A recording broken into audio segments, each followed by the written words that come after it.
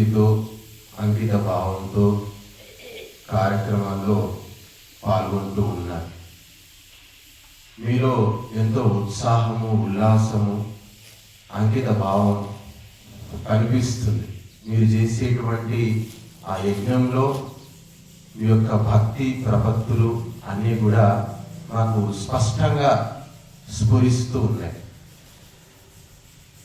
ఎక్కడైతే భక్తి ఉంటుందో అక్కడ శ్రద్ధ కూడా వస్తుంది. శ్రద్ధ కూడా అవసరం అని చెప్పారు. శ్రద్ధా భక్తుల వల్లనే ఈ ప్రపంచం అంతా కూడా నడుస్తూ ఉంది. రాజన్న గారు ఒకప్పుడు అక్కడ కూర్చొని నాతో ఒక విషయం చెప్తున్నారు. స్వామీజీ, నా దగ్గర ఒక 4 ఎకరాలు 5 ఎకరాలు ఉండేది. ఏదో శ్రద్ధతోటి పొలంలో చిన్న గడ్డి మొక్క లేకుండా మేము పొలం చేస్తాం. అట్లా వారు 10-20 ఎకరాలు సంపాదించారు. ఎందుకంటే వ్యవసాయం అంటే వారికి అంత శ్రద్ధ, భక్తి అని చెప్పారు. అందుకే శ్రద్ధ అంటే ఏమిటి అంటే హృదయములో సత్యం పట్ల స్థిరమైనటువంటి విశ్వాసమే శ్రద్ధ అని చెప్పారు. సత్యాన్ని ధరించడమే శ్రద్ధ అని చెప్పడం జరిగింది. అశ్రద్ధధానాః పురుష ధర్మస్యాస్య పరంతప అప్రాప్య మాం నివర్తంతే మృత్యు సంసార వర్త్మణి అని చెప్తున్నాడు. ఓ పరంతప, ఈ ధర్మ మార్గములో ఎవరికైతే శ్రద్ధ లేదో, ఎవరికైతే ఈ యొక్క ధర్మ మార్గం పట్ల శ్రద్ధ లేదో ఆ పురుషులు, ఆ జీవులు నన్ను పొందలేరు. కాబట్టి ఈ యొక్క ధర్మ మార్గం పట్ల శ్రద్ధ లేకపోవడం వల్ల నన్ను పొందలేరు. అలా నన్ను పొందలేకపోవడం వల్ల వీళ్ళంతా ఏమవుతారు అంటే ఈ యొక్క మృత్యు రూప సంసార చక్రంలో చిక్కుకుంటారండి. అంటే నిరంతరము యొక్క సంసారంలో తిరుగుతూనే ఉంటారు. అందుకే ప్రతి జీవికి శ్రద్ధ అనేటువంటిది అవసరము అని చెప్పారు. మరి శ్రద్ధ వల్ల లాభం ఏమిటి? శ్రద్ధ ఎక్కడి నుంచి వస్తుంది అంటే వేద శాస్త్రాలు వినడం ద్వారా వేదం పట్ల శ్రద్ధను కలిగి ఉంటారు.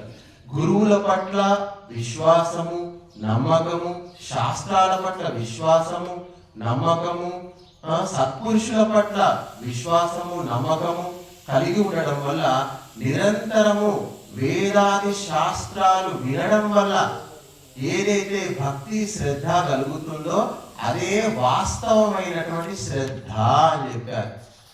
అంధశ్రద్ధ ఉంది ఈరోజు సమాజంలో. గుడ్డిగా, మూర్ఖంగా, అజ్ఞానంతో అందరూ నలుగురు నడిచేటువంటి మార్గంలో మనం నడుస్తున్నాం. నలుగురు ఆ గుడికి వెళ్తే ఆ గుడికి వెళ్తాం, నలుగురు ఈ పూజ చేస్తే ఈ పూజ చేస్తాం, నలుగురు రకరకాల పనులు చేస్తూ ఉంటారు. రకరకాల భక్తి పేరు మీద, భగవంతుని పేరు మీద, జ్ఞానం పేరు మీద అనేక రకాలైనటువంటి అంధశ్రద్ధ ఈరోజు సమాజంలో ప్రచలితమై ఉంది. దాన్నే అందరూ అనుసరిస్తూ ఉన్నారు. మరి వాస్తవికమైనటువంటి శ్రద్ధ ఎట్లా కలుగుతుంది అంటే ఆలోచన చేసినప్పుడు, తర్కంతో ఆలోచించినప్పుడు, శాస్త్రాలను విన్నప్పుడు, సత్పురుషుల సాంగత్యం చేసినప్పుడు, వేద శాస్త్రాల పఠనం చేసినప్పుడు మనకు వాస్తవికమైనటువంటి శ్రద్ధ కలుగుతుందంట. అందుకే మీరు గమనించండి, చదువుకోనటువంటి వ్యక్తులు ఎవరినైతే పూజిస్తారో చాలా మంది అలాంటి గురువులంతా కూడా వాళ్ళని మోసం చేస్తూ ఉంటారు. వాళ్ళు దోచుకుంటూ ఉంటారు, పీడిస్తూ ఉంటారు, వాళ్ళ సంపదలన్నీ కూడా మింగేస్తూ ఉంటారు. చాలా మంది అలాంటి గుడ్డి భక్తులు ఉన్నారు. భక్తులను దోచుకునేటువంటి దొంగ గురువులు కూడా ఈరోజు మనకంతా కూడా సమాజంలో ప్రచలితమై ఉన్నారు. మరి వీళ్ళకి వారి పట్ల మన శ్రద్ధ కలుగుతుంది. మరి ఎక్కడి నుంచి కలుగుతుంది అంటే అజ్ఞానం వల్ల, అవిద్య వల్ల ఇలాంటి శ్రద్ధ వస్తుందంట. అంటే జన్మల నుంచి నువ్వు గురువుల సాంగత్యం చేయకపోవడం వల్ల, శాస్త్రాలు వినకపోవడం వల్ల, సత్పురుషుల సాంగత్యం చేయకపోవడం వల్ల, యజ్ఞము, దానము, తపస్సు ఇలాంటి ఆధ్యాత్మిక క్రియల్లో పాలు పంచుకోకపోవడం వల్ల మనలో మానసికంగా తమస్సు అనేటువంటిది, అంధకారం అనేటువంటిది జాగృతం అవుతుంది అని చెప్పారు. ఈ తమస్సు, ఈ అంధకారమే వినాశనము, నాశనము అని చెప్పారు. ఇదే ఆ యొక్క మనిషిని మొత్తం సర్వము నాశనం చేస్తున్నారు. కాబట్టి ధర్మం పట్ల మనకు అచంచలమైనటువంటి విశ్వాసం ఉండాలి, దేవతల పట్ల విశ్వాసం ఉండాలి, వేద మంత్రాల పట్ల విశ్వాసం ఉండాలి, యజ్ఞం పట్ల విశ్వాసం ఉండాలి, పునర్జన్మ పట్ల విశ్వాసం ఉండాలి అని మనకు చెప్తున్నారు. కాబట్టి మనందరికీ కూడా వేద శాస్త్రాల నుంచి ఉద్భవించినటువంటి ఏదైతే సాంప్రదాయం ఉందో దాని పట్ల మనకు అచంచలమైనటువంటి భక్తి, అచంచలమైనటువంటి విశ్వాసం ఉన్నప్పుడు మనకు శ్రద్ధ అనేటువంటిది మన హృదయంలో ఉదయిస్తుంది. మన సాయంత్రం గంగూబాయి అమ్మగారు వీళ్ళంతా కూడా కూర్చొని మేమంతా మంత్రాలు చదువుతూ ఉంటే అందులో యజ్ఞకుండంలో అగ్ని తనంతర తానే వెలిగింది. అమ్మగారు చూసి దానికి దండం పెడుతున్నారు, సంతోషిస్తున్నారు. అంటే శ్రద్ధ వల్ల అగ్ని జనిస్తుందంట. ఎక్కడైతే శ్రద్ధ ఉంటుందో అక్కడ సమస్తము శ్రద్ధతోటే తయారవుతుందని చెప్పారు. ఆధ్యాత్మికతకు మూలము శ్రద్ధ అని చెప్పారు. ఇక శ్రద్ధ లేకుండా నువ్వు ఏదైతే చేస్తావో అది ఎవరికి అందదు, ఆఖరికి నీకు కూడా దానివల్ల ఫలితము రాదు అని చెప్పారు. అందుకే యజ్ఞ కార్యాలు చేసేటప్పుడు అత్యంత శ్రద్ధాభావంతో, అంకిత భావంతో మనం చేసుకుంటూ వెళ్ళాలి. మరి ఎప్పుడు కలుగుతుంది ఈ శ్రద్ధ, ఎట్లా వస్తుంది అంటే శాస్త్రాలు విన్నప్పుడు, యథార్థమైనటువంటి స్వరూపాన్ని తెలుసుకున్నప్పుడు దాని పట్ల మనకు యథార్థమైనటువంటి విశ్వాసం కలుగుతుంది. ఎవరి పట్ల, వారి పట్ల మనకు శ్రద్ధ కలగదండి. అవసరం ఉంటే ఆ అవసరం ఉన్నంతసేపు కాస్త మనకు శ్రద్ధ కలుగుతుంది. ఇన్ని రోజుల నుంచి మా దగ్గరికి ఎవరు రాలేరు, కానీ నిన్న ఎలక్షన్స్ వచ్చాయి, వాళ్ళు ఎవరో కూడా మాకు తెలియదు, కానీ ఇక్కడికి వచ్చారు, ప్రచారం చేశారు, చెప్పారు. వారు మాతో పరిచయం పెంచుకున్నారు, మేము వాళ్ళతో పరిచయం పెంచుకున్నాం. అంటే ఎన్నికలు వచ్చినప్పుడు ప్రజల పట్ల నాయకులకు శ్రద్ధ కలుగుతుంది అని చెప్పారు. అంటే ఈ శ్రద్ధ అనేటువంటి తాత్కాలికము అని చెప్పారు. దీనివల్ల శాశ్వతమైనటువంటి లాభం రాదు, అవసరానికి వచ్చేటువంటి శ్రద్ధ. కానీ వాస్తవికమైనటువంటి శ్రద్ధ ఎట్లా వస్తుంది అంటే వేద శాస్త్రాలకు అనుగుణంగా మన జీవితాన్ని గడిపినప్పుడు భగవంతుని పట్ల మనకు విశ్వాసం కలుగుతుంది, భగవంతుని పట్ల అంకిత భావం కలుగుతుంది.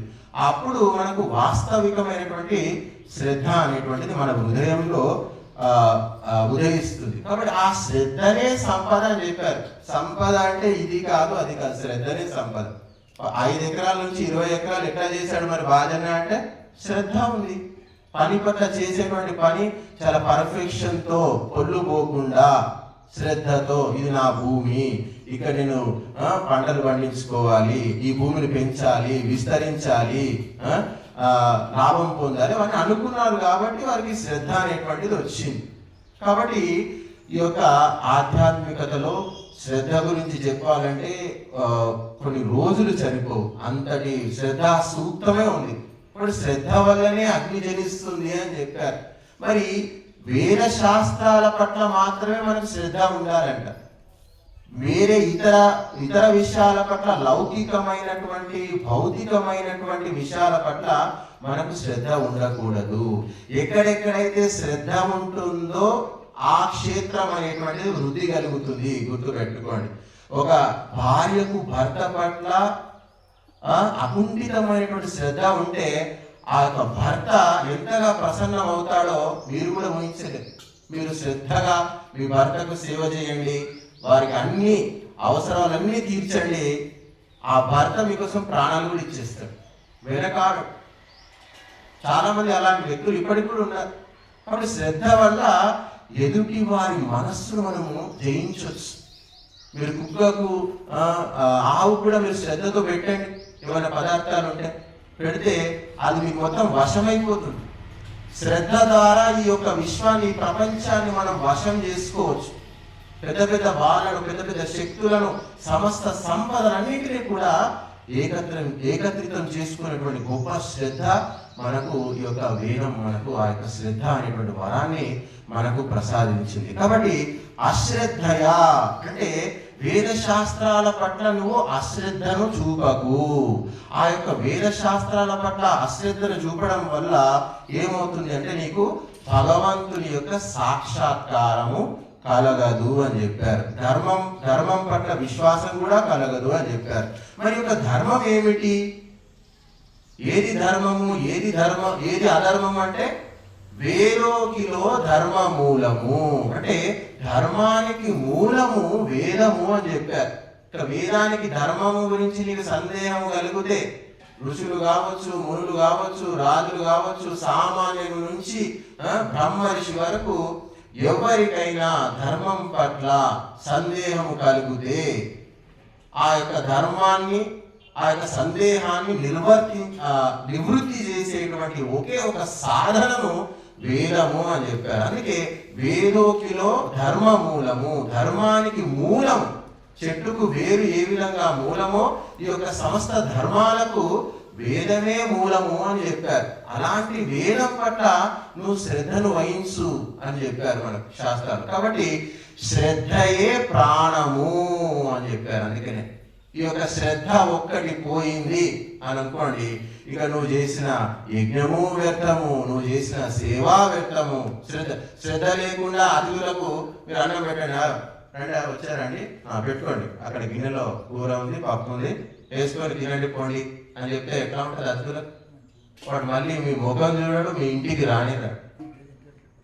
వాళ్ళు రండి కూర్చోండి, పప్పు వేసుకుంటారా, పెరుగు వేసుకుంటారా, ఆవు పెరుగు ఉంది, పాలేమని ఇవ్వమంటారా, మజ్జిగ ఇవ్వమంటారా, మీకు ఏమి ఇష్టం అండి, మీకు ఏం కావాలి, మీరు ఏం తింటారు, భోజనంలో మీకు ఏం వడ్డించమంటారు, ఇట్లా అడగండి. ఎట్లా అడుగుతున్నారు, మొత్తం మనకు ఇట్లా ఒళ్ళు ఇదైపోతుంది మనకంతా కూడా. అంత ప్రేమ చూపిస్తే అంతటి గొప్ప శ్రద్ధ ప్రేమ చూపిస్తే ఎవరు తట్టుకోలేని వాళ్ళు లేరు, ఇప్పుడు ఇచ్చేవాళ్ళు కూడా లేరు అంతటి ప్రేమను, అంత శ్రద్ధను. కానీ మేము చూసాం మా జీవితంలో అంతటి ప్రేమ ఆదరాభిమానాలను మేము ఎన్నోసార్లు చవి చూసాం. అప్పుడు మేము తినలేకపోయాం, కానీ వాళ్ళు చూపించిన ప్రేమ, వాళ్ళు పెట్టినటువంటి ఆ పదార్థాలు తినలేకపోయాం. అంత శ్రద్ధను నేను గురువుగారి సాన్నిధ్యంలో నేను చవి చూశాను. ఆంధ్రాకి వెళ్తే చాలా ఇంట్లో స్వామి మీరు ఇది తినండి, అది తినండి, ఏ స్వీట్లు తింటారు, ఈ స్వీట్లు తింటారా, అవి తింటారా, ఇవి తింటారా, అసలు మీరు ఏం తినట్లేదు, మీరు ఎప్పుడు తింటారు, ఏం తింటారు, ఇవే ఇక ఒకటే బలవంతం చేస్తూనే ఉంటారు. తినండి పాలు గీళ్ళు. మేము విజయనగరం వెళ్తే తినండి స్వామి అని చెప్పి ఒక అతను ఒక అరటి గెల తీసుకొచ్చి రూమ్లో కట్టేశాడు. తినండి స్వామి, మళ్ళీ అయిపోయినాక మళ్ళీ తెచ్చిస్తాం మీకు అని చెప్పి అది తీసి మా గురుగారు అందరికీ, రూమ్లోకి వచ్చిన వాళ్ళందరికీ కూడా మా గురుగారు పంచిపెట్టుకుంటూ వెళ్ళిపోయారు. కాబట్టి శ్రద్ధ వల్ల అంటే ధర్మము, ధర్మాత్ములు, ధార్మికులు అంటే అనన్యమైనటువంటి భక్తి విశ్వాసాలు ఉన్నప్పుడు మనకు అక్కడ డబ్బు అనేటువంటిది లెక్కలో ఉండదు. లెక్కలు వేసుకోము ఇక మనం అక్కడ. ఇప్పుడు 8,000 మనకు బాధన గారు 8,000 ఇచ్చారు, అమ్మగారు కూడా ఎన్నోసార్లు సహాయం చేశారు, రాజిరెడ్డి గారు కూడా సహాయం చేస్తున్నారు, ఇక ఎంతో మంది సహాయం చేస్తూనే ఉన్నారు. శ్రద్ధ ఉన్నప్పుడు లెక్కలు ఉండవు, ప్రేమ ఉన్నప్పుడు లెక్కలు ఉండవు, భక్తి ఉన్నప్పుడు లెక్కలు ఉండవు. లెక్క పెడుతున్నావంటే అక్కడ వ్యాపారం ఉందని అర్థం, గుర్తు చేసుకోవాలి. లెక్క పెట్టట్లేదు అంటే అక్కడ భక్తి ఉంది, శ్రద్ధ ఉంది అని చెప్పారు. కాబట్టి శ్రద్ధ వల్ల మనం ఎందరో మనసులను ప్రసన్నం చేయవచ్చు, కాని పనులను కూడా మనము చేసుకునేటువంటి శక్తిని మనకు శ్రద్ధ అనేటువంటిది మనకు ఇస్తూ ఉంటుంది. కాబట్టి ధర్మం పట్ల మనం శ్రద్ధ కలిగి ఉండాలి. ఎవరికైతే ధర్మము పట్ల శ్రద్ధ ఉండదో, శ్రద్ధారహితులై ధర్మాన్ని విస్మరిస్తారో వాళ్ళు ఈ యొక్క సంసార చక్రంలో చిక్కుకుంటారు. మరి సంసార చక్రము ఏమిటి? సంసార చక్రం చెప్పండి. సంసార చక్రం అంటే ఏమిటి? సంసార చక్రం అంటే ఏమీ లేదు. పుట్టడము, బతకడము, చావడము, మళ్ళీ పుట్టడం. అంటే జన్మించడము, జీవించడము, మరణించడము, మళ్ళీ జన్మించడం. ఇదే సంసార చక్రము అని చెప్పారు. మరి ఎందుకు జన్మిస్తున్నాం అంటే అజ్ఞానం వల్ల, కోరికల వల్ల. అజ్ఞానము అనేటువంటి ఈ యొక్క పరిస్థితుల వల్ల మనలో రకరకాల కోరికలు కలుగుతూ ఉంటాయంట. ఆ కోరికలు తీర్చుకోవడానికి రకరకాల కర్మలు చేస్తూ ఉంటాడంట మనిషి. అందుకే అజ్ఞానము, అవిద్య, కోరికలు, కర్మలు అని చెప్పారు. ఈ మూడింటి వల్ల జన్మ మరణ రూప చక్రమైనటువంటి యొక్క సంసార చక్రంలో మనిషి పడ్డాడు. అందుకే ఈ సంసారాన్ని ఏమంటాము? మర్త్యలోకము అని చెప్పారు. ఏముంది ఇక్కడ అంటే అందరూ చనిపోవాల్సిందే, ఆఖరికి ప్రతి ఒక్కరు ఆఖరికి చావాల్సిందే. ఇక్కడ ఏముంది అంటే మృత్యు ఉంది అని చెప్పారు. బాగా అలంకరించారు శవాన్ని. శవం చాలా బాగుంది అని అంటామా? దండలేశారు, దాని మీద రకరకాల చీరలు పరిచారు, అన్ని పరిచారు. శవం చాలా బాగుంది, ఎంత బాగుంది, ఎంత అందంగా ఉంది అని ఎవరైనా అంటారు? ఒకరైనా? ఎంత వేసినా ఏమి చేసినా అదేంటి? శవమే. ఎన్ని చేసినా ఎన్ని తిన్నా ఈ భూమి ఏంటి ఆఖరికి అందరూ విడిచిపెట్టి వెళ్ళిపోవాల్సిందే. ఇదంతా కూడా మృత్యు చక్రము అని చెప్పారు. నువ్వు ఎన్ని ఆటలన్నా ఆడుకో, ఏమైనా చేసుకో, ఆఖరికి నువ్వు మృత్యు ఒడిలో చేరదీరాల్సిందే. అంతకు మించి ఇక్కడ ఏమీ లేదు. కాబట్టి ఈ యొక్క మృత్యు రూపమైనటువంటి సంసారం పట్ల ఆశ పెంచుకోకు, దీని పట్ల వ్యామోహం చెందకు, దీని పట్ల నువ్వు మమకారాన్ని పెంచుకోకు, కోరికలు పెంచుకోకు అని చెప్తుంది. ఏది? జ్ఞానము చెప్తుంది. అజ్ఞానం ఏం చెప్తుంది అంటే అవిద్య. అజ్ఞానం వల్ల అవిద్యకు చాలా రూపాలు ఉన్నాయని చెప్పారు. అవిద్య, అస్మిత, రాగము, ద్వేషము, అభినివేశము అని చెప్పారు. అనిత్యాశుచి దుఃఖానాత్మసు నిత్య శుచి సుఖాత్మఖ్యాతి అవిద్య అని చెప్పారు. అంటే అనిత్యాన్ని నిత్యము అని అనుకుంటాడంట అజ్ఞానంలో ఉన్నటువంటి వ్యక్తి. ఏది అనిత్యము అంటే ఈ ప్రకృతి అంతా శాశ్వతము, నేను సంపాదించుకున్నంత శాశ్వతము, నా దగ్గరనే ఉంటుంది, నాతోటే ఉంటుంది, నా కొడుకు ఎప్పుడు నాతోటే ఉంటాడు, నా బిడ్డ ఎప్పుడు నాతోటే ఉంటారు, వాళ్ళు ఎప్పుడు నన్ను చల్లగా చూసుకుంటారు, వీళ్ళే నా సర్వస్వం, నేను సంపాదించుకున్న డబ్బులు ఎప్పుడు నాతోటే ఉంటాయి, ఎప్పుడు నాతోటే వస్తాయి అనేటువంటి భావన ఉంటుంది. ఇదంతా కూడా అనిత్యం. ఇవేవి నీతో రాదు, నీ కొడుకు రాదు, నువ్వు సంపాదించుకుంది రాదు, నువ్వు కష్టపడి సాధించిన భూమి రాదు, నువ్వు పెంచిన ఆవు రాదు, పశువులు రావు, నువ్వు పెంచినటువంటి బ్యాంకు బ్యాలెన్స్ కూడా నీతోటి రాదు. మరి ఇవేవి రావు. అందుకే వీటన్నిటిని ఏమన్నామంటే అనిత్యములు, అశాశ్వతములు. ప్రకృతి జన్యమైనటువంటి సమస్త వస్తువులు, ప్రకృతి సంబంధమైనటువంటి అవన్నీ కూడా అశాశ్వతము అని చెప్పారు. ఆఖరికి దేహం కూడా అశాశ్వతమే అని చెప్పారు. దేహం కూడా ఎప్పుడు నేను జీవించే ఉంటాను, నేను ఎప్పుడు చనిపోను, నా శరీరం ఎప్పుడు నా వెంటే ఉంటుంది. కాబట్టి ఇదంతా కూడా అనిత్యము. కానీ మీరు అజ్ఞానంలో ఉన్నటువంటి వ్యక్తి ఏమనుకుంటాడంటే ఇది నిత్యము, అందుకే నేను బాగా సంపాదిస్తాను, అందరికంటే ఎక్కువగా సంపాదిస్తాను, అందరికంటే ఎక్కువగా ఆస్తులు పోగు చేస్తాను, కార్లు జమ చేస్తాను, ఇవి జమ చేస్తాను, అవి జమ చేస్తాను, ఎక్కువ మంది సంతానం కంటాను, అన్ని విస్తరించుకుంటానని చెప్పి ఆ వ్యక్తి, అజ్ఞానంలో ఉన్నటువంటి వ్యక్తి ఈ విధంగా భావిస్తూ ఉంటాడంట. అందుకే అనిత్యాన్ని నిత్యంగా భావిస్తూ ఉంటాడు. ఇది ఒక రకమైనటువంటి అజ్ఞానము అని చెప్పారు. అశుచి అంటే ఏది మలినమో దాన్ని పవిత్రము అనుకుంటాడంట అజ్ఞానంలో ఉన్నటువంటి వ్యక్తి. శరీరము మలినము అని చెప్పారు. ఎందుకు అంటే మలమూత్ర సంచితమైనటువంటిది. శరీరంలో అంతటి నుంచి ఏం ఉత్పన్నం అవుతుంది? మలము, మూత్రమే ఉత్పన్నం అవుతుంది. శరీరం ఎక్కడి నుంచి ఉత్పన్నమైంది? మరి ఆలోచిస్తే మీకే అర్థమవుతుంది. మనిషి ఎక్కడి నుంచి జన్మిస్తున్నాడు, ఏ భాగాల నుంచి మనిషి యొక్క జన్మ అనేటువంటిది కలుగుతుంది? ఆ భాగాలంతా అపవిత్రమైనటువంటివి. కాబట్టి మనిషి పవిత్రం ఎట్లా అవుతాడు?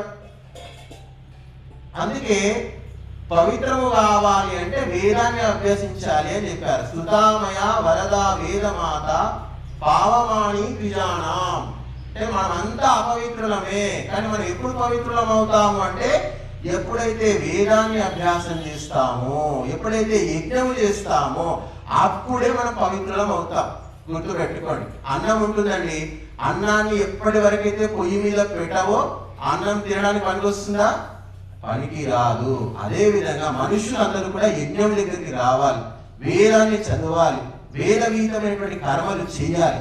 అలా చేసినప్పుడే వాని శరీరం పవిత్రమవుతుంది. గుర్తుపెట్టుకోండి. ఎప్పటి వరకైతే శరీరము వేద కర్మలు, యజ్ఞము, దానము, తపస్సు ఇలాంటి పవిత్ర కర్మలు ఆచరించకుండా అపావకగా, అంటే అపావమాని అని చెప్పారు. శరీరం అంటే అపవిత్రమైనటువంటిది అంటది ఈ శరీరం. అప్పటి వరకు యజ్ఞాలు చేయనంత వరకు, దానం చేయనంత వరకు, తపస్సు ఆచరించినంత వరకు ఈ శరీరము పక్వము కాదు. కాబట్టి పక్వమైనటువంటి పండే తినడానికి యోగ్యం. మీరు పండిన పళ్ళు తీసుకెళ్తేనే మార్కెట్లో కొంటారు. ఎవరైనా కచ్చా పచ్చా తీసుకుంటే కొంటారా? తింటే రుచి ఉంటుందా? మన జీవితం కూడా యజ్ఞాలు, యాగాలు చేయకపోతే మన జీవితంలో రసహీనంగా ఉంటుందట. రుచి అనేటువంటిది ఉండదండి. ఒక భక్తి రాదు, శ్రద్ధ రాదు, సంతోషం ఉండదు, ఉత్సాహం ఉండదు. జీవితం అంతా కూడా ఏదో బేరగా, నిరాశగా, నిస్పృహగా ఏదో జీవితం అలా గడిచిపోతూ ఉంటుందంట. జ్ఞాని యొక్క జీవితం అలా గడవదండి. గుర్తుపెట్టుకోండి. మా గురుగారి దగ్గరికి ఎంతో మంది వస్తూ ఉంటారు.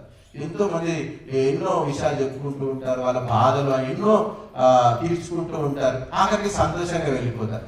సరిగ్గా చెప్పారు స్వామి, మీరు చెప్పినట్టే చేస్తాము అని వెళ్ళిన వాళ్ళు చాలా మంది ఉన్నారు. చెప్పింది చేసిన వాళ్ళు కూడా ఉన్నారు. కాబట్టి జ్ఞాని యొక్క జీవితం వేరు, అజ్ఞాని యొక్క జీవితం వేరు. అజ్ఞాని జీవితం ఏదో లాగుతూ ఉంటాడు, ఏదో ఎడ్లబండి లాగినట్టు నిరంతరం కూడా.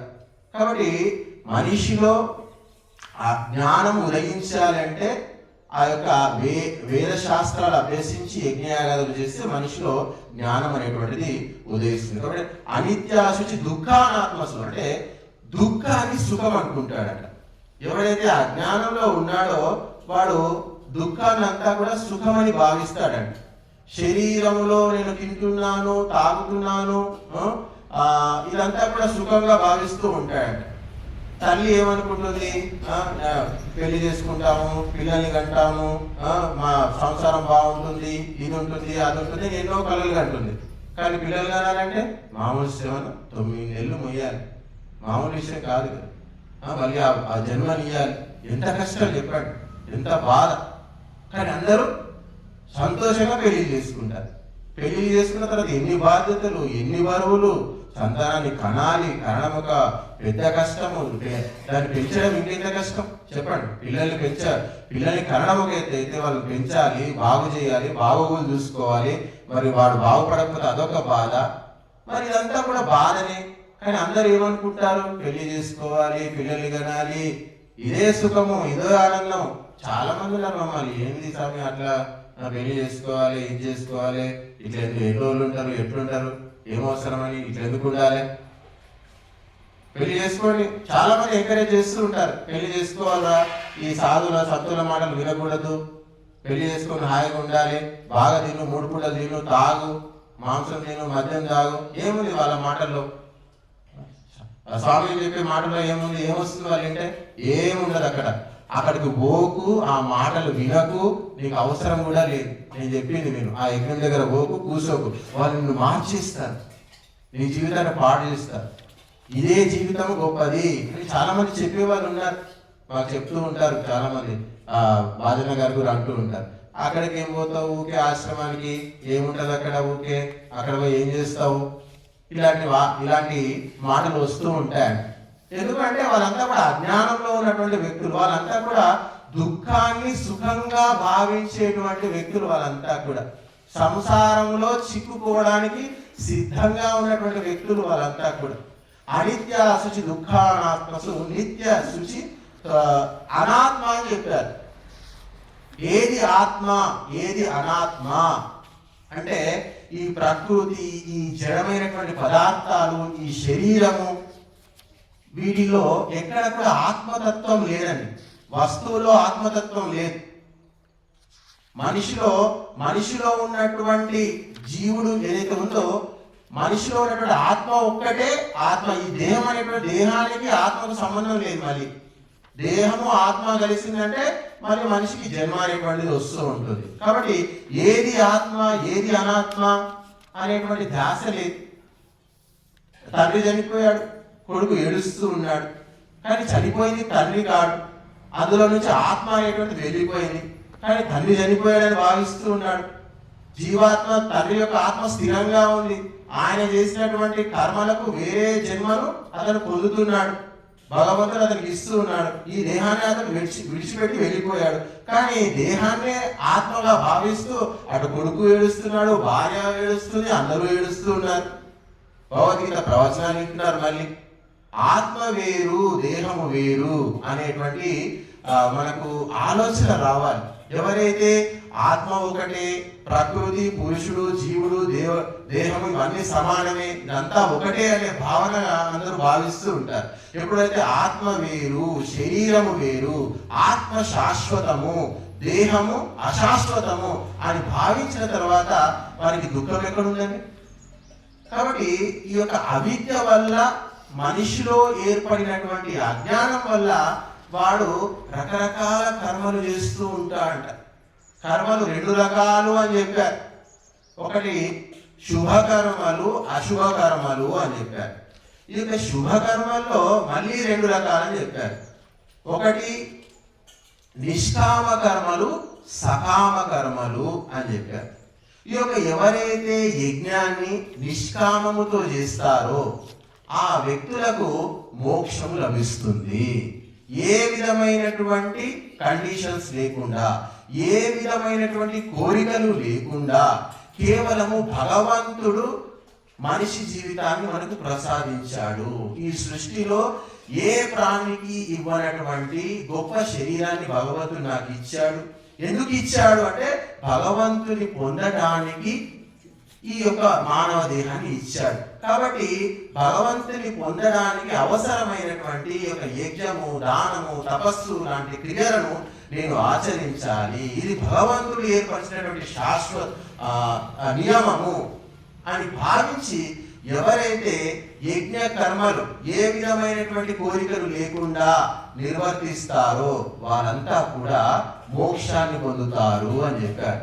ఎవరైతే కామ్య కోరికలతో నాకు రాజ్యం కావాలి, నాకు అధికారం కావాలి, నాకు సంపదలు కావాలి, నాకు నా యొక్క రోగం బాగుపడాలి, నా జీవితంలో నేను ఆర్థికంగా నిలదొక్కుకోవాలి, నేను సర్పంచ్ కావాలి, నేను ఎమ్మెల్యే కావాలి, నేను ముఖ్యమంత్రిని కావాలి అని చెప్పి రకరకాల కోరికలతో చేస్తూ ఉంటారు. ఎప్పుడైతే మనుషులు యజ్ఞయాగాది కర్మలు సకామంగా చేస్తూ ఉంటారో, కోరికలతో నిర్వర్తిస్తూ ఉంటారో వాళ్ళందరికీ మళ్ళీ తిరిగి జన్మ వస్తుంది. ఎందుకంటే కోరికలతో చేశాం, కోరికలు తీర్చుకోవాలంటే మళ్ళీ జన్మ ఎత్తాలి మనిషి. కాబట్టి మనకి మళ్ళీ జన్మ అనేటువంటిది ఉంటుందంట. అందుకే నిష్కామ కర్మ అన్నిటికంటే శ్రేష్టమైనటువంటి కర్మ. అన్నీ ఇచ్చింది నువ్వే, ఈ సంపదలంతా నీవే, నేను కేవలం నిమిత్త మాత్రుని, నాకే సంబంధము లేదు అని అనుకోని ఇది నా బాధ్యత, ఇది నా కర్తవ్యంగా భావించి ఏ వ్యక్తి అయితే యజ్ఞ యాగాది తపస్సు యోగా లాంటి కర్మలు నిరంతరం చేస్తూ ఉంటాడో వానికి సంసారం పట్ల వైముఖ్యం ఏర్పడుతుందంట. సంసారం పట్ల వైరాగ్యం కలుగుతుందంట ఆ మనిషికి. అంటే తత్వాన్ని తెలుసుకొని సత్యాన్ని గ్రహించి ఏ వ్యక్తి అయితే యజ్ఞ యాగాది కర్మలు ఆచరిస్తాడో అతడు శాశ్వతమైనటువంటి ఆ యొక్క పరమ తత్వాన్ని పొందుతాడు అని మనకు చెబుతున్నాయి. కాబట్టి ఈ యొక్క జన్మల పరంపర చక్రం ఏదైతే ఉందో ఈ యొక్క మృత్యు రూపమైనటువంటి సంసార చక్రాన్ని దాటాలి అని అనుకుంటే మనము వేదాలు చెప్పినట్టు, ఋషులు చెప్పినట్టు, స్మృతి గ్రంథాలు, వేద గ్రంథాలు, వైదిక గ్రంథాలు చెప్పినట్టు మనం ఎప్పుడైతే ఆచరిస్తామో అప్పుడే మన జీవితం అనేటువంటిది ఆ పరమ గతి వైపు పయనించడానికి మన జీవితం అనేటువంటిది దోహదపడుతుంది. అప్పుడే మనము భగవంతుని ప్రాప్తించుకొని ఈ మానవ జన్మ ఎత్తినందుకు ఆ యొక్క జీవితాన్ని సార్థకం చేసుకున్నటువంటి వ్యక్తులము మనం అవుతాము అని మనం భావించవచ్చు. ఈ యొక్క మృత్యు రూప సంసార చక్రము అని మనం ఎన్నోసార్లు చెప్పాం. ఇంతకుముందు కూడా గీతలో సంసారం నుంచి విడిపడడానికి మనిషి అత్యంత శ్రద్ధతో ప్రయత్నం చేయాలి అని చెప్పి మనకు అనేక చోట్ల భగవంతుడు పదే పదే మనకు చెప్పి ప్రోత్సహించడం జరిగింది.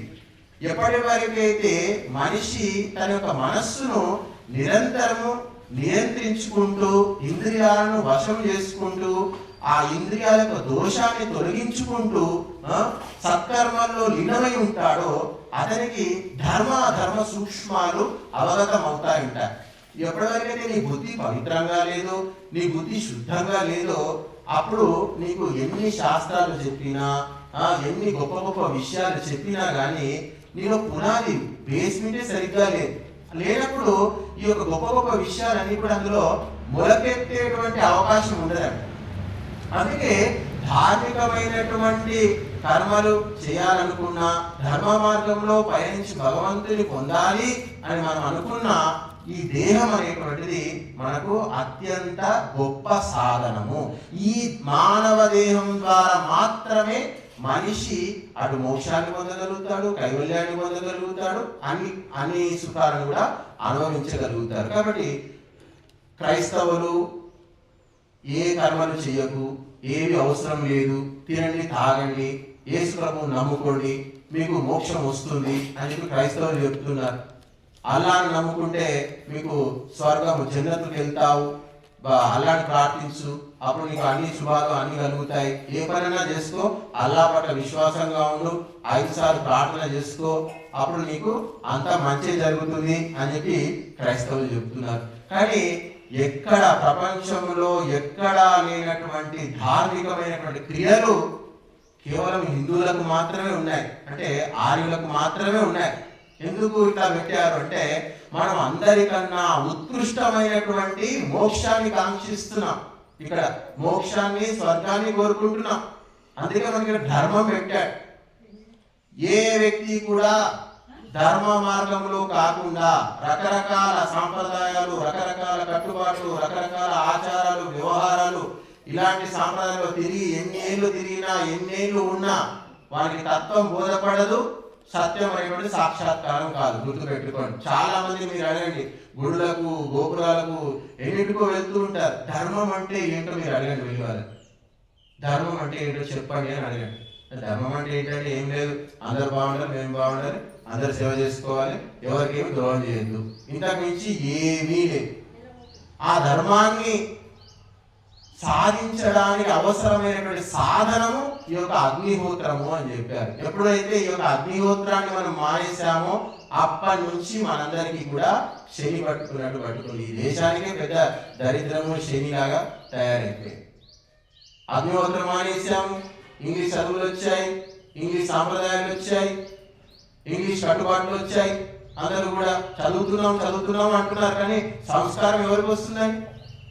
ధార్మికమైనటువంటి కార్యక్రమాలు చేసినప్పుడు మనిషిలో సంస్కారం అనేది రావాలి. నీకు ఎన్ని రోజులైనా తాగబుద్ధి అవుతూనే ఉంది, తినబుద్ధి అవుతూనే ఉంది అంటే నీలో భక్తి ప్రవేశించలేదని గుర్తుపెట్టుకోండి. నీలో ధర్మం అనేటువంటిది ఉదయించలేదు. ఎప్పుడైతే నీలో ధర్మం అనేటువంటిది ఉదయిస్తుందో వెంటనే తాగడము, తినడం అవన్నీ మానేస్తారు.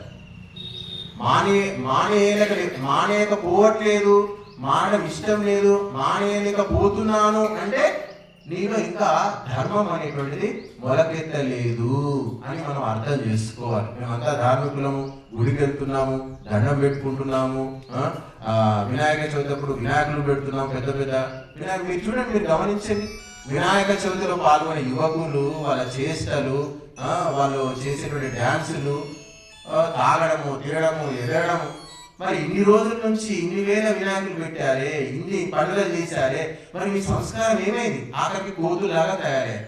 కోతులాగా నయం మీకు అంతకంటే ఘోరంగా మీ యొక్క సంస్కారాలు కనిపిస్తున్నాయి. కాబట్టి ఇలాంటి ప్రక్రియల ద్వారా మన పిల్లలకు కానీ, మన ఇంట్లో ఉన్నటువంటి పెద్దలకు కానీ ఏ విధమైనటువంటి ధార్మిక సంస్కారాలు రావట్లేదు. మరి ధార్మికమైనటువంటి సంస్కారాలు ఎప్పుడు వస్తాయంటే వేదములో చెప్పినటువంటి క్రియలు, యజ్ఞము, దానము, తపస్సు, స్వాధ్యాయము, సత్పురుషులతో సాంగత్యము, సత్సంగము, ఇలాంటి పనులు ఎవరైతే చేస్తారో, ఇలాంటి వ్యక్తులతో ఎవరైతే నిరంతరము తిరుగుతూ ఉంటారో వారు చేసేటువంటి కార్యక్రమాలకు సహాయ సహకారాలు అందించడం.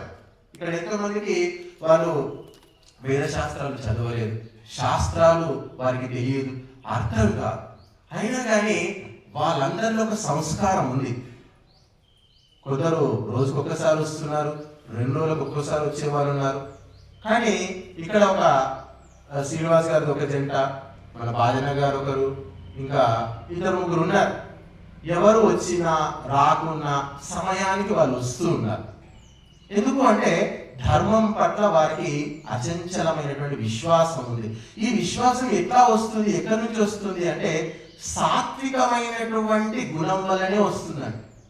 అందుకే సాత్వికమైనటువంటి శ్రద్ధ, రాజసికమైనటువంటి శ్రద్ధ, తామసికమైనటువంటి శ్రద్ధ అని చెప్పారు. తామసికులకు తామసికమైనటువంటి పనులు చేయడంలో శ్రద్ధ ఉంటుందట. అంటే బాగా తిందాము, వైన్ షాప్లో తిరుగుదాము, బార్కు రెస్టారెంట్కి పోదాము, బాగా డీజేలు పెట్టుకొని డెక్కులు పెట్టుకొని డ్యాన్సులు చేద్దాము. ఎవరైనా అమ్మాయిలు పోతుంటే ఏదో వాళ్ళ పిచ్చి పిచ్చి మాటలు మాట్లాడడం. తామసికులు మీకు కనిపిస్తుంటారు రోడ్ల మీద వెళ్ళేవారు. వీళ్ళంతా కూడా తామసికులు అని చెప్తారు. సినిమా థియేటర్లోకి వెళ్ళి ఆ హీరో పాటలు పాడుతుంటే అక్కడ పేపర్లు చల్లడము, కీకలు పెడుతూ ఉంటారు, పెద్ద పెద్ద కేకలు వేస్తూ ఉంటారు. ఇదంతా కూడా తామసికము అని చెప్పారు. అంటే వీళ్ళ ఇంద్రియాలు ఏవి కూడా వాళ్ళకు చేతుల్లో లేవు. వీళ్ళంతా కూడా ఇంద్రియాల చేతుల్లో ఉన్నారు. వీళ్ళంతా కూడా పూటుగా తాగడం, కడుపు నిండా తాగి 2-3 రోజులు నిద్రపోతారు. ఒరిస్సాలో వెళ్తే ఒక ప్రాంతంలో చెప్పారు ఏంటంటే అక్కడ అడవిలో పులియబెట్టినటువంటి గంజాయి ఉంటున్నాడు. అది ఒక వారం 10 రోజులు పులియబెడతారు. దాన్ని తాగితే వాడు వారం రోజులు పండుకుంటాడు అక్కడ యువకుడు. అంటే తామసికులు అంధకారంలో ఉంటారు. వారికి ఏ శ్రద్ధ భక్తి ఏముండదు. జీవాలను కోసుకొని వేటాడి వాటిని కాలబెట్టుకొని గ్రిల్ అంటారు కదా, ఇప్పుడు దాన్ని గ్రిల్ ప్యాషన్ అంటారు. ఇప్పుడు ప్యాషన్ అయిపోయింది, ఎలక్ట్రానిక్ గ్రిల్ చేస్తున్నారు. వాళ్ళు ఏం చేస్తారు, అడవిలో వాళ్ళు ఏం చేస్తారు, దాన్ని కాచి ఆ మాంసం తింటూ మద్యాన్ని తాగుతూ ఉంటారు. అంటే ఈ విధమైనటువంటి అంటే తినడము, తాగడము, శృంగారము, వ్యభిచారము, డ్యాన్సులు చేయడము, తిట్టడము, అనవసరమైనటువంటి మాటలు మాట్లాడడము, కొట్లాటలు పెట్టుకోవడం, ఇదంతా కూడా తామసికమైనటువంటి లక్షణాలు అని చెప్పారు. తామసికమైన శ్రద్ధ ఇక్కడ కూడా శ్రద్ధ ఉంటుంది. వాడు చెట్టు ఎక్కి, ఆ జీనుగు చెట్టు ఎక్కి దానికి కుండ కట్టి అందులో కళ్ళు దింపి, దానికి కూడా శ్రద్ధ అవసరమే కదండి. శ్రద్ధ లేని ఈ పనులు ఎట్లా అవుతాయి? తాటి చెట్టు ఎక్కి తాటి కళ్ళు తీయాలి అంటే ఎంత శ్రద్ధ ఉండాలి, ఎంత భక్తి ఉండాలి. ఇదంతా కూడా తామసికమైనటువంటి శ్రద్ధ అని చెప్పారు. ఇక రాజసికమైన శ్రద్ధ అంటే ఒక పదవి కోసము, అధికారం కోసము జనాలలో తిరగడము, జనాలకు సేవ చేయడము, దానము ధర్మము చేయడము, జనాల గురించి ఆలోచించడం, ఇదంతా కూడా రాజసికమైన శ్రద్ధ. అంటే వీళ్ళంతా కూడా వీళ్ళని కూడా శ్రద్ధ ఉంటుంది. దేనికోసం అంటే ఏదో ఒక ఫలాపేక్షతో వాళ్ళు ఇవన్నీ పనులు చేస్తూ ఉంటారంట. అంటే ఈ పని చేస్తే నాకు ఏదైనా వస్తుందేమో, ఈ పని మంచిగా చేసుకుంటే నాకు 4 రాళ్ళు మిగులుతాయేమో, ఈ పని చేసుకుంటే నాకు ప్రమోషన్ వస్తుందేమో అనేటువంటి భావన ఉన్నటువంటి వ్యక్తులు ఏదో ఒక ఆశతో, ఏదో ఒక మిషతో వాళ్ళంతా ఆ యొక్క కార్యాలు చేస్తూ ఉంటారట. దీనంతా కూడా ఏమన్నారంటే రాజసికమైనటువంటి శ్రద్ధ అని చెప్పారు. ఇక అన్నిటికంటే ఉత్కృష్టమైన, ఉన్నతమైన, శాశ్వతమైనటువంటి శ్రద్ధ సాత్వికమైనటువంటి శ్రద్ధ అని చెప్పారు. అంటే వేద శాస్త్రాలు విని ఇదంతా నా కర్తవ్యము, నన్ను ఈ కర్తవ్యము చేయడానికి భగవంతుడు నాకు మనిషి జన్మ ఇచ్చాడు, కాబట్టి నేను ఆ భగవంతునికి సేవ చేయడమే నా జీవితం యొక్క ధ్యేయము. ఇంతకు మించి నాకు ఏ కోరిక లేదు, ఏ ఆశ లేదు, ఏ అభిలాష లేదు, ఏ వాంఛలు లేవు. ఆ విధంగా మనస్సు పూర్తిగా నిర్వికారంగా, నిర్మలంగా అయినప్పుడు ఏ వ్యక్తి అయితే ఆ కార్యాలు నిర్వర్తిస్తాడో దాన్ని సాత్వికమైనటువంటి, పవిత్రమైనటువంటి శ్రద్ధ అని చెప్పాడు. అప్పుడు ఆ భగవంతుడు వీరికి ఈ ప్రపంచం మీద ఏ వ్యామోహం లేదు. స్త్రీల మీద వ్యామోహం లేదు, భూమి మీద వ్యామోహం లేదు, సంపదల మీద వ్యామోహం లేదు, పదవుల మీద వ్యామోహం లేదు, అధికారం మీద వ్యామోహం లేదు, దేని మీద వీరికి వ్యామోహం లేదు. అంటే వీరికి కావాల్సింది నేనే, అంటే వీడు కేవలము నన్నే కోరుకుంటున్నాడు, దేన్ని కోరుకోవట్లేదు, దేని మీద ఆశ లేదు. పప్పుచారు మీద లేదు, పాలకూర పప్పు మీద లేదు, బీరకాయ కూర మీద లేదు, వంకాయ సోగి మీద లేదు, స్వీట్ల మీద లేదు, లడ్డుల మీద లేదు, దేని మీద లేదు. వాడు కేవలము భగవంతుని మీద మాత్రమే వానికి ఆశ ఉంది. వీడు ఎవరిని ఆశపడుతున్నాడు? భగవంతుడు అందరినీ చూస్తాడంట. చాలా మంది దొంగలు అనుకుంటాడు నన్ను ఎవరు చూడట్లేదు. భగవంతుడు మనిషి యొక్క ఆలోచన, వీడు ఏం ఆలోచిస్తున్నాడు, ప్రతి మనిషి యొక్క హృదయంలో ఉన్నటువంటి ఆలోచన, వాళ్ళు చేసేటువంటి అన్ని పనులకు ప్రపంచంలో ఎక్కడ సాక్షులు లేకపోవచ్చు, కానీ మనం చేసే ప్రతి పని కూడా సూర్యుడు చూస్తున్నాడు, చంద్రుడు చూస్తున్నాడు, గాలి చూస్తుంది, భూమి చూస్తుంది, అన్నీ చూస్తున్నాయి. అన్ని మనం చేసేటువంటి అన్ని పనులకు భగవంతుడే సాక్షిభూతము అని చెప్పారు. కాబట్టి అందుకనే ధార్మికులు, విద్వాంసులంతా కూడా భగవంతుని సాక్షిగా కార్యక్రమాలు చేస్తూ ఉంటారంట. వాళ్ళంతా కూడా భగవంతుని సాక్షిగా భావించి ఏ రోజు కూడా తన నుంచి దోషము జరగకుండా శాస్త్ర సమ్మతమైనటువంటి కర్మలు మాత్రమే సన్యాసులు చేస్తూ ఉంటారంట. అందుకనే సన్యాసులు యొక్క జన్మ మరణ రాహిత్యాన్ని పొందడానికి ఒక వ్యక్తి సన్యాసాన్ని స్వీకరించమని ఏం చేస్తాడంటే, పుత్రేషణ విద్వేషణ లోకేషణ మయా సర్వం పరిత్యక్త అని చెప్పంటే, నాకు సంతానం మీద కోరిక లేదు, నాకు విద్వేషణ అంటే నాకు ఏ విధమైనటువంటి డబ్బు మీద, సంపదల మీద కోరిక లేదు, అవన్నీ కూడా నేను ఇక్కడ త్యాగం చేస్తున్నాను. నా పుత్రేషణ త్యాగం చేస్తున్నాను, విద్వేషణ త్యాగం చేస్తున్నాను, లోకేషణ అంటే నాకు ఏ విధమైన పదవులు వద్దు, అధికారం వద్దు, కీర్తి ప్రతిష్టలు వద్దు, ఏమీ వద్దు. అవన్నీ త్యాగం చేసినటువంటి వ్యక్తే సన్యాసి అని అన్నారు. మొట్టమొదటిసారి ఇక్కడ కార్తీక పౌర్ణమి ఈ సంస్థ ప్రారంభించిన తర్వాత పెద్ద కార్యక్రమం జరిగింది. దీనికి ఇచ్చినటువంటి దాతలందరినీ పిలిచి ఇక్కడి నుంచి అక్కడి వరకు కుండాలు పెట్టి 33-36 కుండాలు పెట్టి గొప్ప యజ్ఞం చేసిన తర్వాత చేశాం. ఆ కార్యక్రమానికి పిలిచినప్పుడు మా గురువు గారు, మేము వచ్చాము. ఇద్దరు గురువు గారు మొట్టమొదటిగా వచ్చి ఇక్కడ కూర్చొని మొట్టమొదటిగా చెప్పిన మాట, ఏమి ఉపదేశం చేయలేదు. దండాలు నాకు అనవసరము అని చెప్పారు. ఏమి ఉపదేశం చేయలేదు. మొట్టమొదటి మాట ఈ యొక్క ఆశ్రమం పెట్టిన తర్వాత వారు మొట్టమొదటి మాట చెప్పింది ఇదే. నాకు ఇప్పటికి కూడా గుర్తుంది. మీరు ఆ వీడియోలో చూస్తే మీకు అనిపిస్తుంది. అంటే ఒక వాస్తవికమైనటువంటి సన్యాసి యొక్క లక్షణము ఏషణలు లేకపోవడము, ఏ విధమైనటువంటి కోరికలు లేకపోవడము. కానీ మీరు చూస్తున్నారు ప్రపంచమంతా కూడా సన్యాసులు ఎన్ని బంగ్లాలు కట్టుకుంటున్నారు, ఏ కార్లలో తిరుగుతున్నారు. మేము కార్లు తిరుగుతున్నామంటే మాకు అవసరం ఉంది కాబట్టి, ఇక్కడ కార్యక్రమాలు జరగట్లేదు కాబట్టి, హైదరాబాద్ పోయి రావాలి కాబట్టి ఇక్కడికి వచ్చాక ఈ కారు ఉన్నాం. ఎందుకంటే కారు లేకపోతే ఈ ఊరు నుంచి కదలడం కష్టము, పోవడంతో కష్టము, రావడం కష్టం. దేవుని దేవాల ఆ కారు ఉండడం వల్ల చాలా కార్యక్రమాలు చేశాం అందువల్లనే. కాబట్టి సాధనాలు, ఏషణలు, కోరికలు ఇవన్నీ కూడా వదులుకోవాలి అని చెప్పారు. అవసరార్థం వాడుకోవడం వేరు, అవే జీవితంగా గడపడం వేరు. సన్యాసి ధర్మ ప్రచారం కోసం డబ్బు తీసుకోవచ్చు, సన్యాసికి డబ్బు ఇవ్వచ్చు. మహర్షి దయానందుడు తన జీవితంలో ఇల్లు వాకిలి అన్ని వదిలిపెట్టి వచ్చాడు. వచ్చేటప్పుడు అతని శరీరం మీద పట్టు వస్త్రాలు ఉండేవి, ఆయన చెవులకు కమ్మలు ఉండేవి, బంగారు ఆభరణాలు ఉన్నాయి.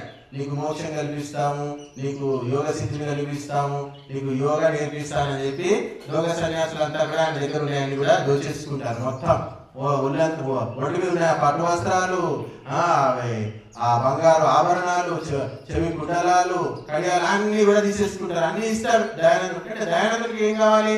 సత్యం కావాలి, ధర్మం కావాలి, భగవంతుడు కావాలి. కాబట్టి దాని ముందు ఇవన్నీ ఎందుకు అని చెప్పి అందరికీ ఇచ్చేస్తారు. ఇచ్చేసి ఆ యొక్క ధర్మ మార్గంలో నడుస్తాడు.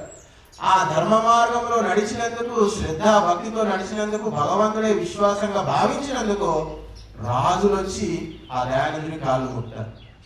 దయానందుని కాలంలో రాజులు ఉండేవారు. రాజస్థాన్లో గొప్ప గొప్ప రాజులు ఉండేది. వాళ్ళంతా కూడా దయానందుడు చేసేటువంటి రాజకార్యాలకు, దయానందుడు చేసేటువంటి ధార్మికమైనటువంటి కార్యక్రమాలకు ఎన్నిటికో సాయం చేశాడు. రాజులకు చెప్పి వారి ద్వారా గొప్ప గొప్ప యజ్ఞాలు చేయించాడు మహర్షి దయానందుడు. ఎక్కడైతే మహర్షి దయానందుడు యజ్ఞం చేయించాడో ఆ యజ్ఞము నుంచి అగ్నిని తీసుకొచ్చి చాలా ఏళ్ళ వరకు అజ్మీర్ అనే ఉంది, అజ్మీర్లో ఆ యొక్క ఋషి ఉద్యానం ఉంది. ఆ ఋషి ఉద్యానంలో ఆయన చేసినటువంటి యజ్ఞం నుంచి తీసుకున్నటువంటి ఆ యొక్క అగ్నిని దీపంగా వెలిగించి చాలా రోజులు సంరక్షించారు. ఎందుకంటే అందుకే ఏం చెప్పారంటే వైశ్యుని ఇంటి నుంచి అగ్ని తెచ్చుకోవాలంట, క్షత్రియుని ఇంటికి అగ్ని తెచ్చుకోవాలంట, బ్రాహ్మణుడు ఇంటి నుంచి అగ్ని తెచ్చుకోవాలంట. అగ్ని ఏదైనా అగ్ని అది అగ్నే కదా అని అందరూ భావిస్తుంటారు. కానీ ఆ అగ్నిలో కూడా పవిత్రత ఉందండి. ఏదో టైర్లు వేసి ఈ చెక్కలు వేసి కాలబెడుతుంటారు. ఆ అగ్ని వేరు, ఈ అగ్ని వేరు. యజ్ఞము ద్వారా మంత్రోచ్చారణ జరిగిన చోట, ఎక్కడైతే మంత్రోచ్చారణ జరిగిందో, మంత్రములతో ఏ అగ్ని అయితే వెలిగించామో ఆ అగ్నికి దివ్యమైనటువంటి శక్తి ఉంటుంది. ఇక్కడ నుంచి కూడా మీరు తీసుకెళ్ళండి. మీరు ఎవరింట్లో అయినా దీపం పెట్టుకోవాలని మీరు అనుకుంటే, రోజు నేతితో దీపాన్ని పెడతాము ఆవు నెయ్యితో అని మీరు అనుకుంటే, ఎప్పుడైనా మీకు వీలైతే, మీకు విశ్వాసం భక్తి ఉంటే, ఇక్కడ యజ్ఞానికి వాడినటువంటి అగ్ని ఏదైతే ఉందో ఆ అగ్నిని తీసుకెళ్లి మీ ఇంట్లో దీపాన్ని వెలిగించండి. కానీ దానికి నూనె వాడకూడదు, కేవలము ఆవు నెయ్యి మాత్రమే వాడుకోవాలి.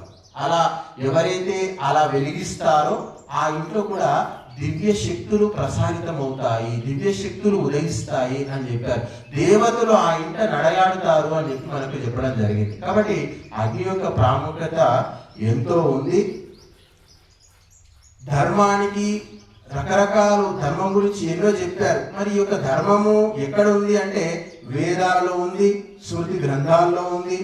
సదాచారము అని చెప్పారు. ఋషులు, మునులు, వేద విద్వాంసులు, తపస్వికులు, తాపసికులు, మునులు వీళ్ళు ఆచరించేటువంటి ఆచారం ఏదైతే ఉందో దీన్నే సదాచారము అని చెప్పారు. వేదాలలో చెప్పబడినటువంటి ఆచార వ్యవహారాలు పట్టింపులు ఉన్నాయో అవన్నీ కూడా సదాచారం కిందకే వస్తాయి. నాకు వేదము తెలియదు, నేను ఆచారం ఎట్లా తెలుసుకోవాలి, ఎలా తెలుసుకోవాలి, ఏ విధంగా నేను ఆచరించాలి అంటే రాముని తెలుసుకో.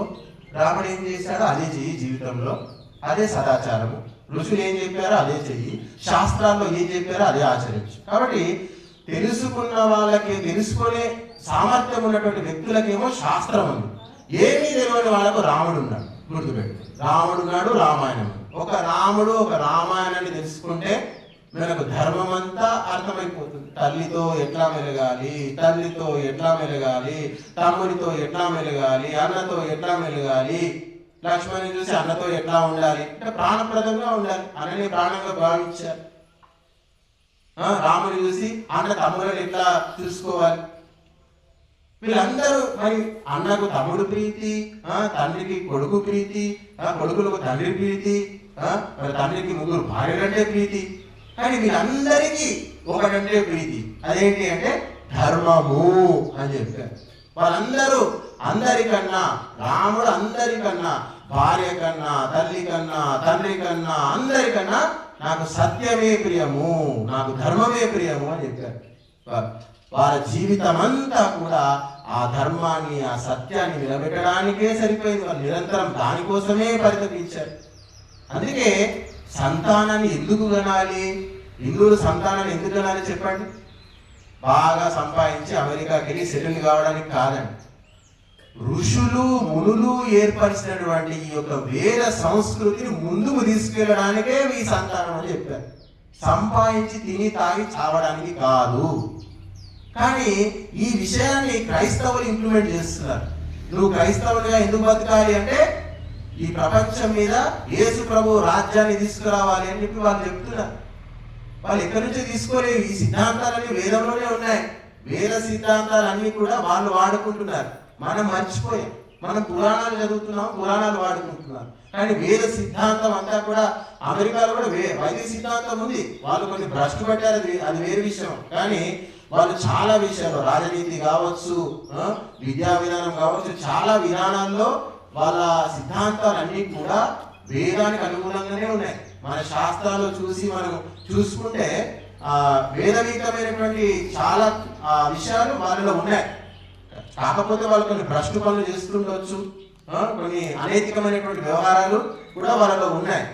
కాబట్టి మనమంతా కూడా వేద విహితమైనటువంటి సదాచారం ఏదైతే ఉందో, ఋషులు మునులు చెప్పినటువంటి సదాచారాన్ని మనము నిరంతరం ఆచరిస్తూ ఉండాలి. అదే ధర్మము అని చెప్పారు. స్వస్యచ ప్రియమాత్మనః అంటే నీకు ఏది సుఖం అనుకుంటావో ఇతరులకు కూడా అదే ఇవ్వు. నువ్వు దేని కష్టంగా భావిస్తావో ఇతరులకు అది చేయకు, ఇవ్వకు అని చెప్పారు. ఇది కూడా ధర్మం యొక్క లక్షణంగా మనకు తెలియజేయడం జరిగింది. కాబట్టి ఈ యొక్క ధర్మం అనేటువంటి వృక్షానికి ఎన్నో శాఖలు ఉన్నాయి, ఎన్నో విధమైనటువంటి కర్మలు క్రియలు కూడా చెప్పడం జరిగింది. ఒక విద్యార్థి ధర్మాన్ని ఎట్లా ఆచరిస్తాడు అంటే అంతేవాసి అని చెప్పారు. అంటే విద్యార్థి యొక్క ధర్మం ఏమిటి అంటే గురువు సాన్నిధ్యంలో ఉండి గురువుకు సేవ చేస్తూ శాస్త్ర పఠనం చేస్తూ శాస్త్రం యొక్క విషయాలను తెలుసుకుంటూ ఉండడమే ఆ యొక్క విద్యార్థి యొక్క ధర్మము అని చెప్పారు. బ్రహ్మచారి అంతేవాసి అని చెప్పారు. అంతేవాసి అంటే ఆ యొక్క గురువు యొక్క గురుకులంలో నివసించడం అని చెప్పారు. తపస్సు ఆచరించడం కూడా ధర్మమే అని చెప్పారు. తపస్సు అంటే ఏమిటి అంటే ధర్మ కార్యాలు ఆచరిస్తున్నప్పుడు వచ్చేటువంటి కష్ట నష్టాలను భరించడమే తపస్సు. అంతేగాని కొడుకు ఆస్తి ఎట్లా పెంచాలి, కొడుకు దుకాణం ఎట్లా బాగు చేయాలి, కొడుకుకు 4 అంతస్తులు ఎట్లా కట్టించాలి, దీన్ని తపస్సుగా భావిస్తున్నారు చాలా మంది. తపస్సు అంటే ఇది కాదండి. ధర్మాన్ని సాధించేటువంటి వచ్చేటువంటి విఘ్నాలను ఎదుర్కోవడమే తపస్సు అని చెప్పారు. ధార్మికమైనటువంటి కార్యక్రమాలు చేస్తున్నప్పుడు కలిగేటువంటి ఆటంకాలను ఎదుర్కొని ముందుకు వెళ్ళడమే తపస్సు అని చెప్పారు. అందుకే యజ్ఞం చేస్తుంటే మనకి ఏమనిపిస్తుంది, ఏముంది ఉన్నదంతా తీసుకొస్తున్నాం, మొత్తం బుడిద పోస్తున్నాం, అలా చేస్తున్నాం, బుడిద చేస్తున్నాం, ఏమొస్తుంది ఇక్కడ, ఏం కనిపిస్తుంది ఇక్కడ, ఏముంది, ఏమీ లేదు అనే భావన మనకు వస్తూ ఉంటుంది నిరంతరం కూడా. అందుకే చాలా మంది యజ్ఞం చేయమంటే అమ్మో యజ్ఞమా, మీరు ఇంత నెయ్యి పోస్తారు, ఇన్ని పనులు వేస్తారు, లడ్డూలు వేస్తున్నారు, ఇది వేస్తున్నారు, అది వేస్తున్నారు, ఇలాంటి పనులన్నీ చేస్తున్నారు కాబట్టి యజ్ఞం అంటే మాకు వద్దని చాలా భయపడతారు. కానీ యజ్ఞం వల్ల వచ్చేటువంటి ఆ యొక్క ఉన్నతి ఏదైతే ఉందో అది కేవలం తపస్సు ద్వారా మాత్రమే సాధ్యమని చెప్పారు. దీన్ని తట్టుకోవడం కష్టం అంట. యజ్ఞానికి రావడం కష్టము, యజ్ఞంలో కూర్చోవడం కష్టము, యజ్ఞం చేయడం కష్టము, యజ్ఞం గురించి ఆ వేదం గురించి చెప్తే వినడం కూడా కష్టమే అంట. వేదం గురించి చెప్తే ఎంతమంది వింటున్నారు మీరు? 20 మంది వచ్చి కూర్చున్నారు. దీన్ని తపస్సు అని చెప్పారు. ఇక్కడ మీకు ఇంద్రియాల పట్ల ఇంద్రియాలను ఉత్సుకత కలిగించే విషయాలు ఏమున్నాయని చెప్పండి. టీవీ సీరియల్ పెట్టుకొని చూసారనుకోండి, అత్త కోడలు తిరుగుతుంటుంది, కోడలు అత్తని తిరుగుతుంటుంది, కోడలు అత్త మీద కుట్రలు చేస్తుంటుంది, అత్త కోడల మీద కుట్రలు చేస్తుంటుంది. ఈ కుట్రలు కుతంత్రాలు ఇవన్నీ కూడా మనకు అర్థమవుతూ ఉంటాయి. కానీ వేదశాస్త్రాలు చెప్తే ఎవరికి అర్థం కాదు, అవి రుచిస్తూ ఉంటాయండి. అంటే ఇంద్రియాలు పట్టుకుంటాయి వాటన్నిటినీ కూడా. కానీ ఇక్కడ మనకి అర్థం కాదు, భగవంతుడు కనబడు. గుడిలో అయినా లేదు దేవుడిని చూసుకుని భగవంతుడిని భ్రమపడుతూ ఉంటాం, కానీ ఇక్కడ భగవంతుడు కూడా కనబడు. కాబట్టి కనబడదు, వినబడదు, అర్థం కాదు. మళ్ళీ ఇప్పుడే చేస్తే దాని అర్థం కూడా ఏమి అర్థం కాదు. అందుకే దీన్ని ఏమన్నారు, అదృష్టము అని చెప్పారు. అదృష్టము. ఇక్కడికి వచ్చి మీరు ఏం సంపాదిస్తున్నారు అంతా అంటే అదృష్టాన్ని సంపాదిస్తున్నారు. అదృష్టంతో అంతా నడుస్తుంది. చాలా మంది గుర్తుపెట్టుకోండి, అదృష్టం అంటే పూర్వజన్మలో చేసినటువంటి సత్కర్మల ఫలమే అదృష్టము. నువ్వు చేసినటువంటి వేద విహితమైనటువంటి కర్మల ఫలమే అదృష్టము. నువ్వు చేసినటువంటి దానము, తపస్సు, యజ్ఞము, ఇదంతా కూడా ఆ తపస్సు, దీనంతటి కూడా అదృష్టము అని చెప్పారు. అదృష్టం అంటే కనబడది, కనిపించకుండా నేను నడిపిస్తుంది. భగవంతుడు కూడా కనిపించడు, యజ్ఞంలో వేసి కూడా కనిపించదు. కనిపించని వ్యవస్థనే కనిపించే వ్యవస్థను నడిపిస్తుంది. నువ్వు ఏం ఆలోచిస్తున్నావు తెలుసా నాకు, కానీ నువ్వు లోపల ఆలోచిస్తున్నావు. కానీ నువ్వు ఆలోచించి నాకేమన్నా కనబడుతుందా? నువ్వు చేసేంతవరకు కనబడదు. కాబట్టి మన ఆలోచనలు కనబడదు. నీలో ఎంత విద్వత్ ఉంది, మా గురుగారు ఎంత విద్వత్ ఉంది నాకు కనిపించట్లేదు, మీకు కనిపిస్తుందా? ఎవరికి కనిపించదు. కానీ వారి కనిపించని విద్వత్ ఇదంతా నడిపిస్తుంది, కనిపించని జ్ఞానం ఇదంతా చేయిస్తుంది. వాళ్ళు కనిపించని మనస్సే వారు సంకల్పం చేశారు, అది కనిపించిందా మనకు? మానసికంగా చేశారు. అంటే 18 రోజులు గీతాధ్యయనం ఉంటుంది, 18 పర్వాలు 18 అధ్యాయాలు చదువుతాము రోజు. ఇదంతా ఎక్కడ చేశారంటే మానసికంగా చేశారు, కనిపించకుండా చేశారు. కానీ ఆ మానసికంగా కనిపించకుండా చేసినటువంటి ఆ సంకల్పమే ఈ యొక్క మనకు కనిపిస్తున్నటువంటి ఈ యొక్క యజ్ఞము, మీరందరూ వచ్చి కూర్చుంటున్నారు ఇక్కడ, ఈ ప్రవచనాలు, ఈ సత్సంగము, ఇదంతా కూడా ఆ యొక్క కనిపించని వ్యవస్థ ద్వారా, దైవీ వ్యవస్థ ద్వారా మనకంతా కూడా కనిపిస్తుంది. కాబట్టి జ్ఞానము అంటే అందరు ఏమనుకుంటారంటే కనిపించేదే జ్ఞానం అనుకుంటారు. కనిపించని ఏదైతే శక్తి ఉందో దాన్ని విజ్ఞానము అని చెప్పారు. కనిపించని దాన్ని సామాన్యుడు నమ్మలేడండి, గుర్తుపెట్టుకోండి. సామాన్యుడికి కనిపించేదే కావాలి. ఈ సామాన్యుడు దేవుడు నమ్మడు రా బాబు, నమ్మడు. ఒక్కొక్క 10 విగ్రహాలు తీసుకొచ్చి పెట్టండి ఆ గుళ్ళో, అప్పుడు వీడు నమ్ముతాడు, ఆ దైవుడికి శక్తి ఉందని నమ్ముతారని చెప్పి చాలా మంది పెడుతున్నారు. ఒక విగ్రహంతో సరిపోవట్లేదు, ఒక విగ్రహం ఎవడు నమ్మట్లేదు. అందుకే ఈ దేవుడు, ఆ దేవుడు, నవగ్రహాలు అని చెప్పి ఒక 10-20 రకాల విగ్రహాలు తీసుకొచ్చి పెడుతూ ఉన్నారు అక్కడ. అప్పుడైనా నమ్మే వాళ్ళు ఉన్నారు చాలా మంది. నేను ఆశ్రమంలో, ఒక ఆశ్రమం ఉంది భువనగిరి దగ్గర, అక్కడ 1000 లింగాలు పెట్టారండి. 1000 లింగాలు వాళ్ళ బిజినెస్ నడుస్తుంది, చాలా బాగా నడుస్తుంది. రోజుకు ఒక 50 లక్షలు 60 లక్షలు వస్తాయి స్వామీజీ. ఎందుకంటే సామాన్యునికి ఏం కావాలి? ఆడంబరం కావాలి, అట్టహాసం కావాలి, అంతా కనిపించాలి. ఇట్లా ఓ స్వామీజీ చూడండి ఎంత పెద్ద చైర్ మీద కూర్చున్నాడు, స్వామీజీ చూడండి ఎన్ని లైట్లు ఉన్నాయి. నేను అక్కడ చూశాను, ఇదంతా కూడా పెద్ద చైర్ వేశారు స్వామీజీకి. అతను అప్పుడప్పుడు ఉయ్యాలో కూర్చొని ఉయ్యాల ఊగుతూ ఉంటాడు ఆ స్వామీజీ. వాళ్ళందరూ వచ్చి అక్కడ ఏంటి అతనికి ఇట్లా వింజామరలు వేస్తూ ఉంటారు. స్వామి దాని మీద కూర్చుంటాడు, మాట్లాడుతూ ఉంటాడు. సామాన్యుల యొక్క బుద్ధి ఏముంటుందంటే, పెద్ద స్వామీజీ అంటే బాగా డబ్బులు, పెద్ద ఆశ్రమం, పెద్ద ప్రాపర్టీ, ఒక 200-300 ఎకరాలు. మరి ఇవి స్వామీజీ లక్షణాలా, బిజినెస్ మ్యాన్ లక్షణాలు ఇవన్నీ చెప్పండి.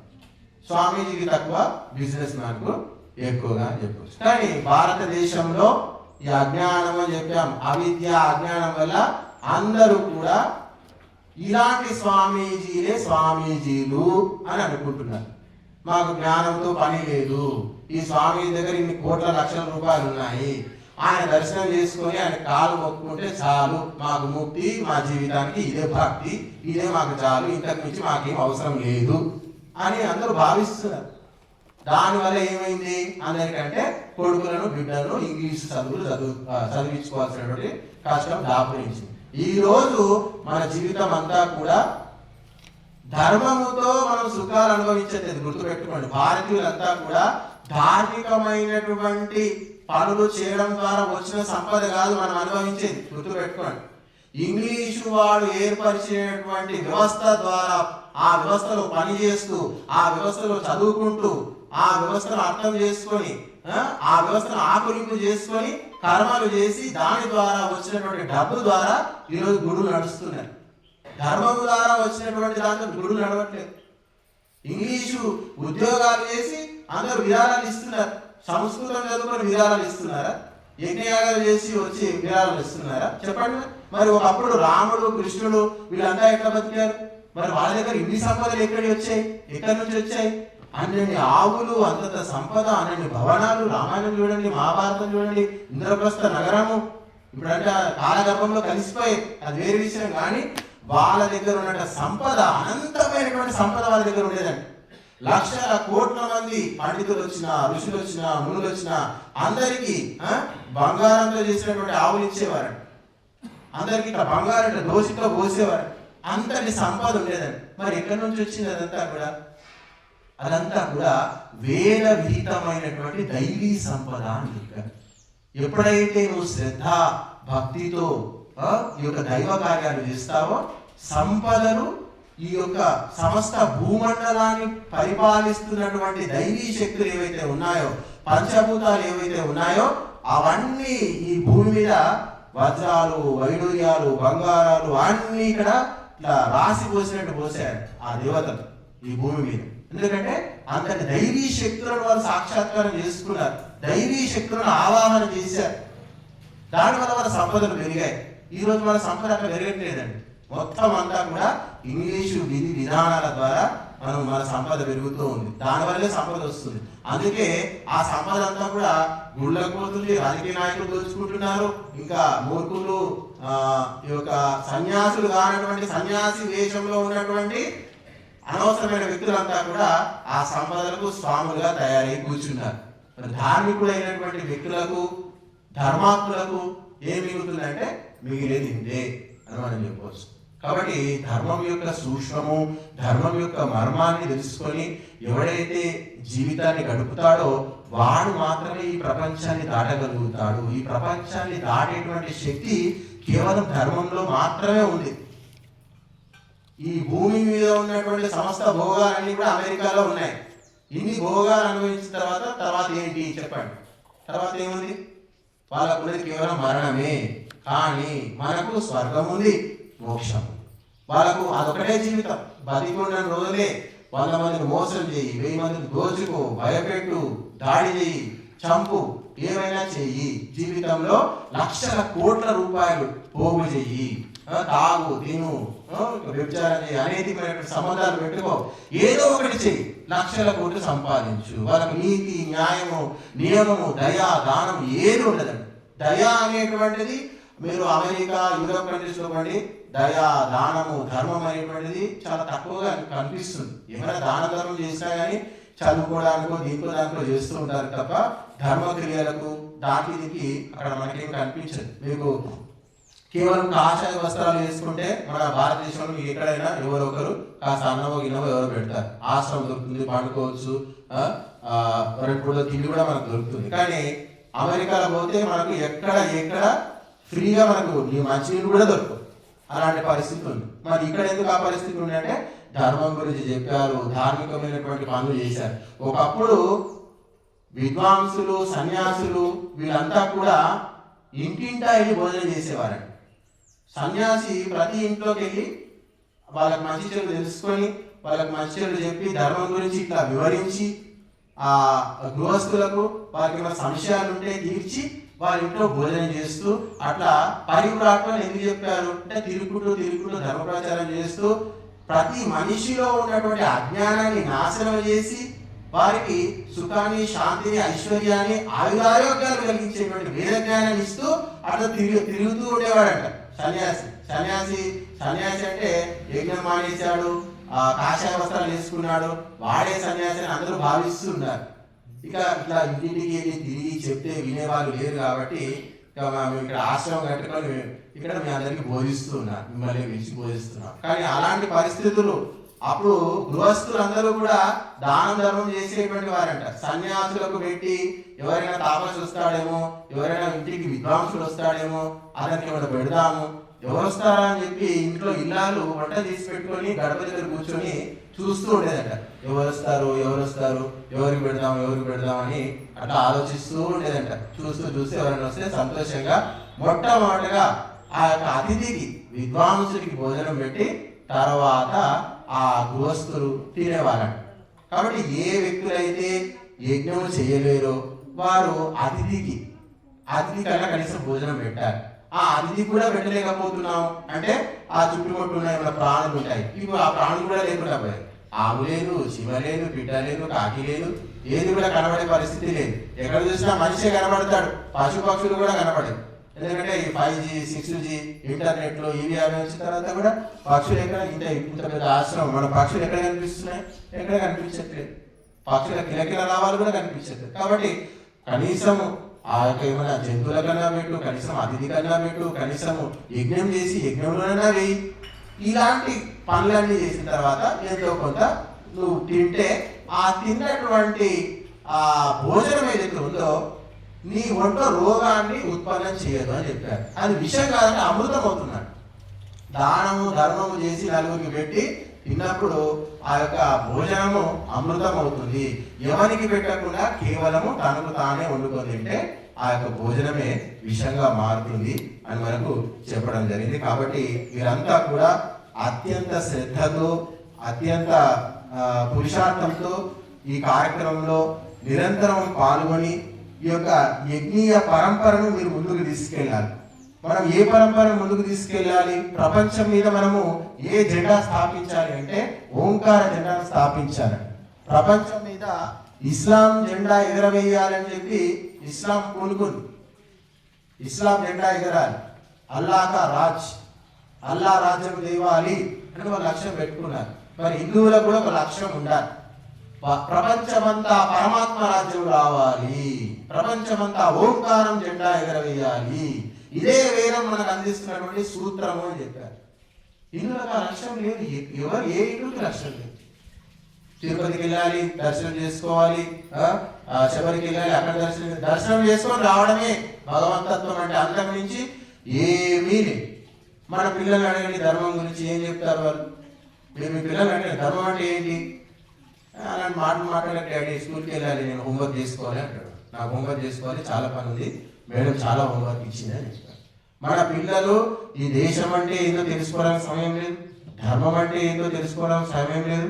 అసలు తల్లి ఎందుకు చేసి పెడుతుంది, ఎందుకు బతుకుతుంది, నన్నే ఎందుకు ప్రేమిస్తుంది తల్లి, అసలు నాకే ఎందుకు చేసి పెడుతుంది, నన్నే ఎందుకు బాగా చూసుకుంటుంది, తల్లి యొక్క విశిష్టత ఏంటి, తల్లి గురించి ఏమైనా తెలుసుకుందామా అని ఎవరు ఆలోచించారు. తల్లి గురించి ఏమైనా తెలుసుకుందామా, తండ్రి యొక్క ప్రాముఖ్యత ఏంటి, తండ్రి యొక్క గొప్పతనం ఏంటి, ఈయన నన్ను ఎందుకు తిన్నాడు, ఎందుకు పెంచుతున్నాడు, ఈయన బాధ్యత ఏంటి, ఎవరికి ఏం తెలియదు. తండ్రి యొక్క గొప్పతనము తెలియదు, తల్లి యొక్క గొప్పతనము తెలియదు, దేశం యొక్క గొప్పతనము తెలియదు, ధర్మం యొక్క గొప్పతనము తెలియదు, ఏది తెలియదు. ఎందుకు బతకాలి అంటే బాగా సంపాదించుకోనానా, మంచి జాబ్ తెచ్చుకోనానా, పెద్ద కంపెనీలో పనిచేయనానా, తీసుకొచ్చి పెద్ద ఇల్లు కట్టునానా, ఇంతే. ఇంతకు మించి మీరు హిందువులు అడగండి, బాగా ఎంజాయ్ చేయి, బాగా ఇది ఒకటి మాత్రమే సూత్రం వాళ్ళు పెట్టుకున్నారు అంతే.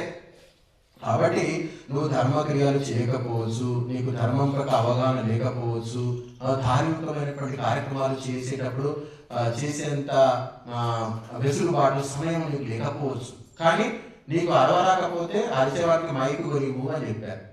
ఎవరైనా అరుస్తా అంటే మనకు కనీసం ఆ మైకు కొనియడానికి సాయం చేయని చెప్పారు. కాబట్టి ఎప్పుడైతే ఇట్లా మీరందరూ సంకల్పించలేదు, మీరు ఇలాంటి కార్యక్రమాలు చేయలేరు, మరి అలాంటప్పుడు ఏం చేయాలి?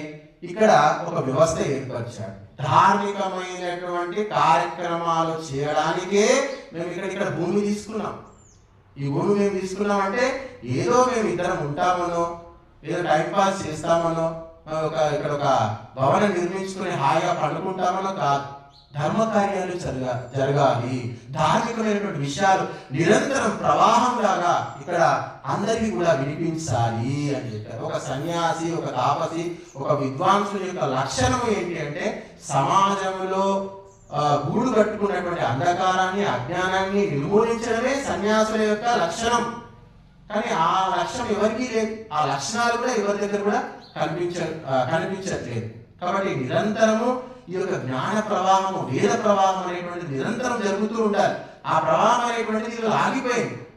ఆ జ్ఞానము అనేటువంటి స్థానంలో అజ్ఞానం వచ్చి కూర్చుంది, డూప్లికేట్ వచ్చి కూర్చుంది ఒరిజినల్ స్థానం.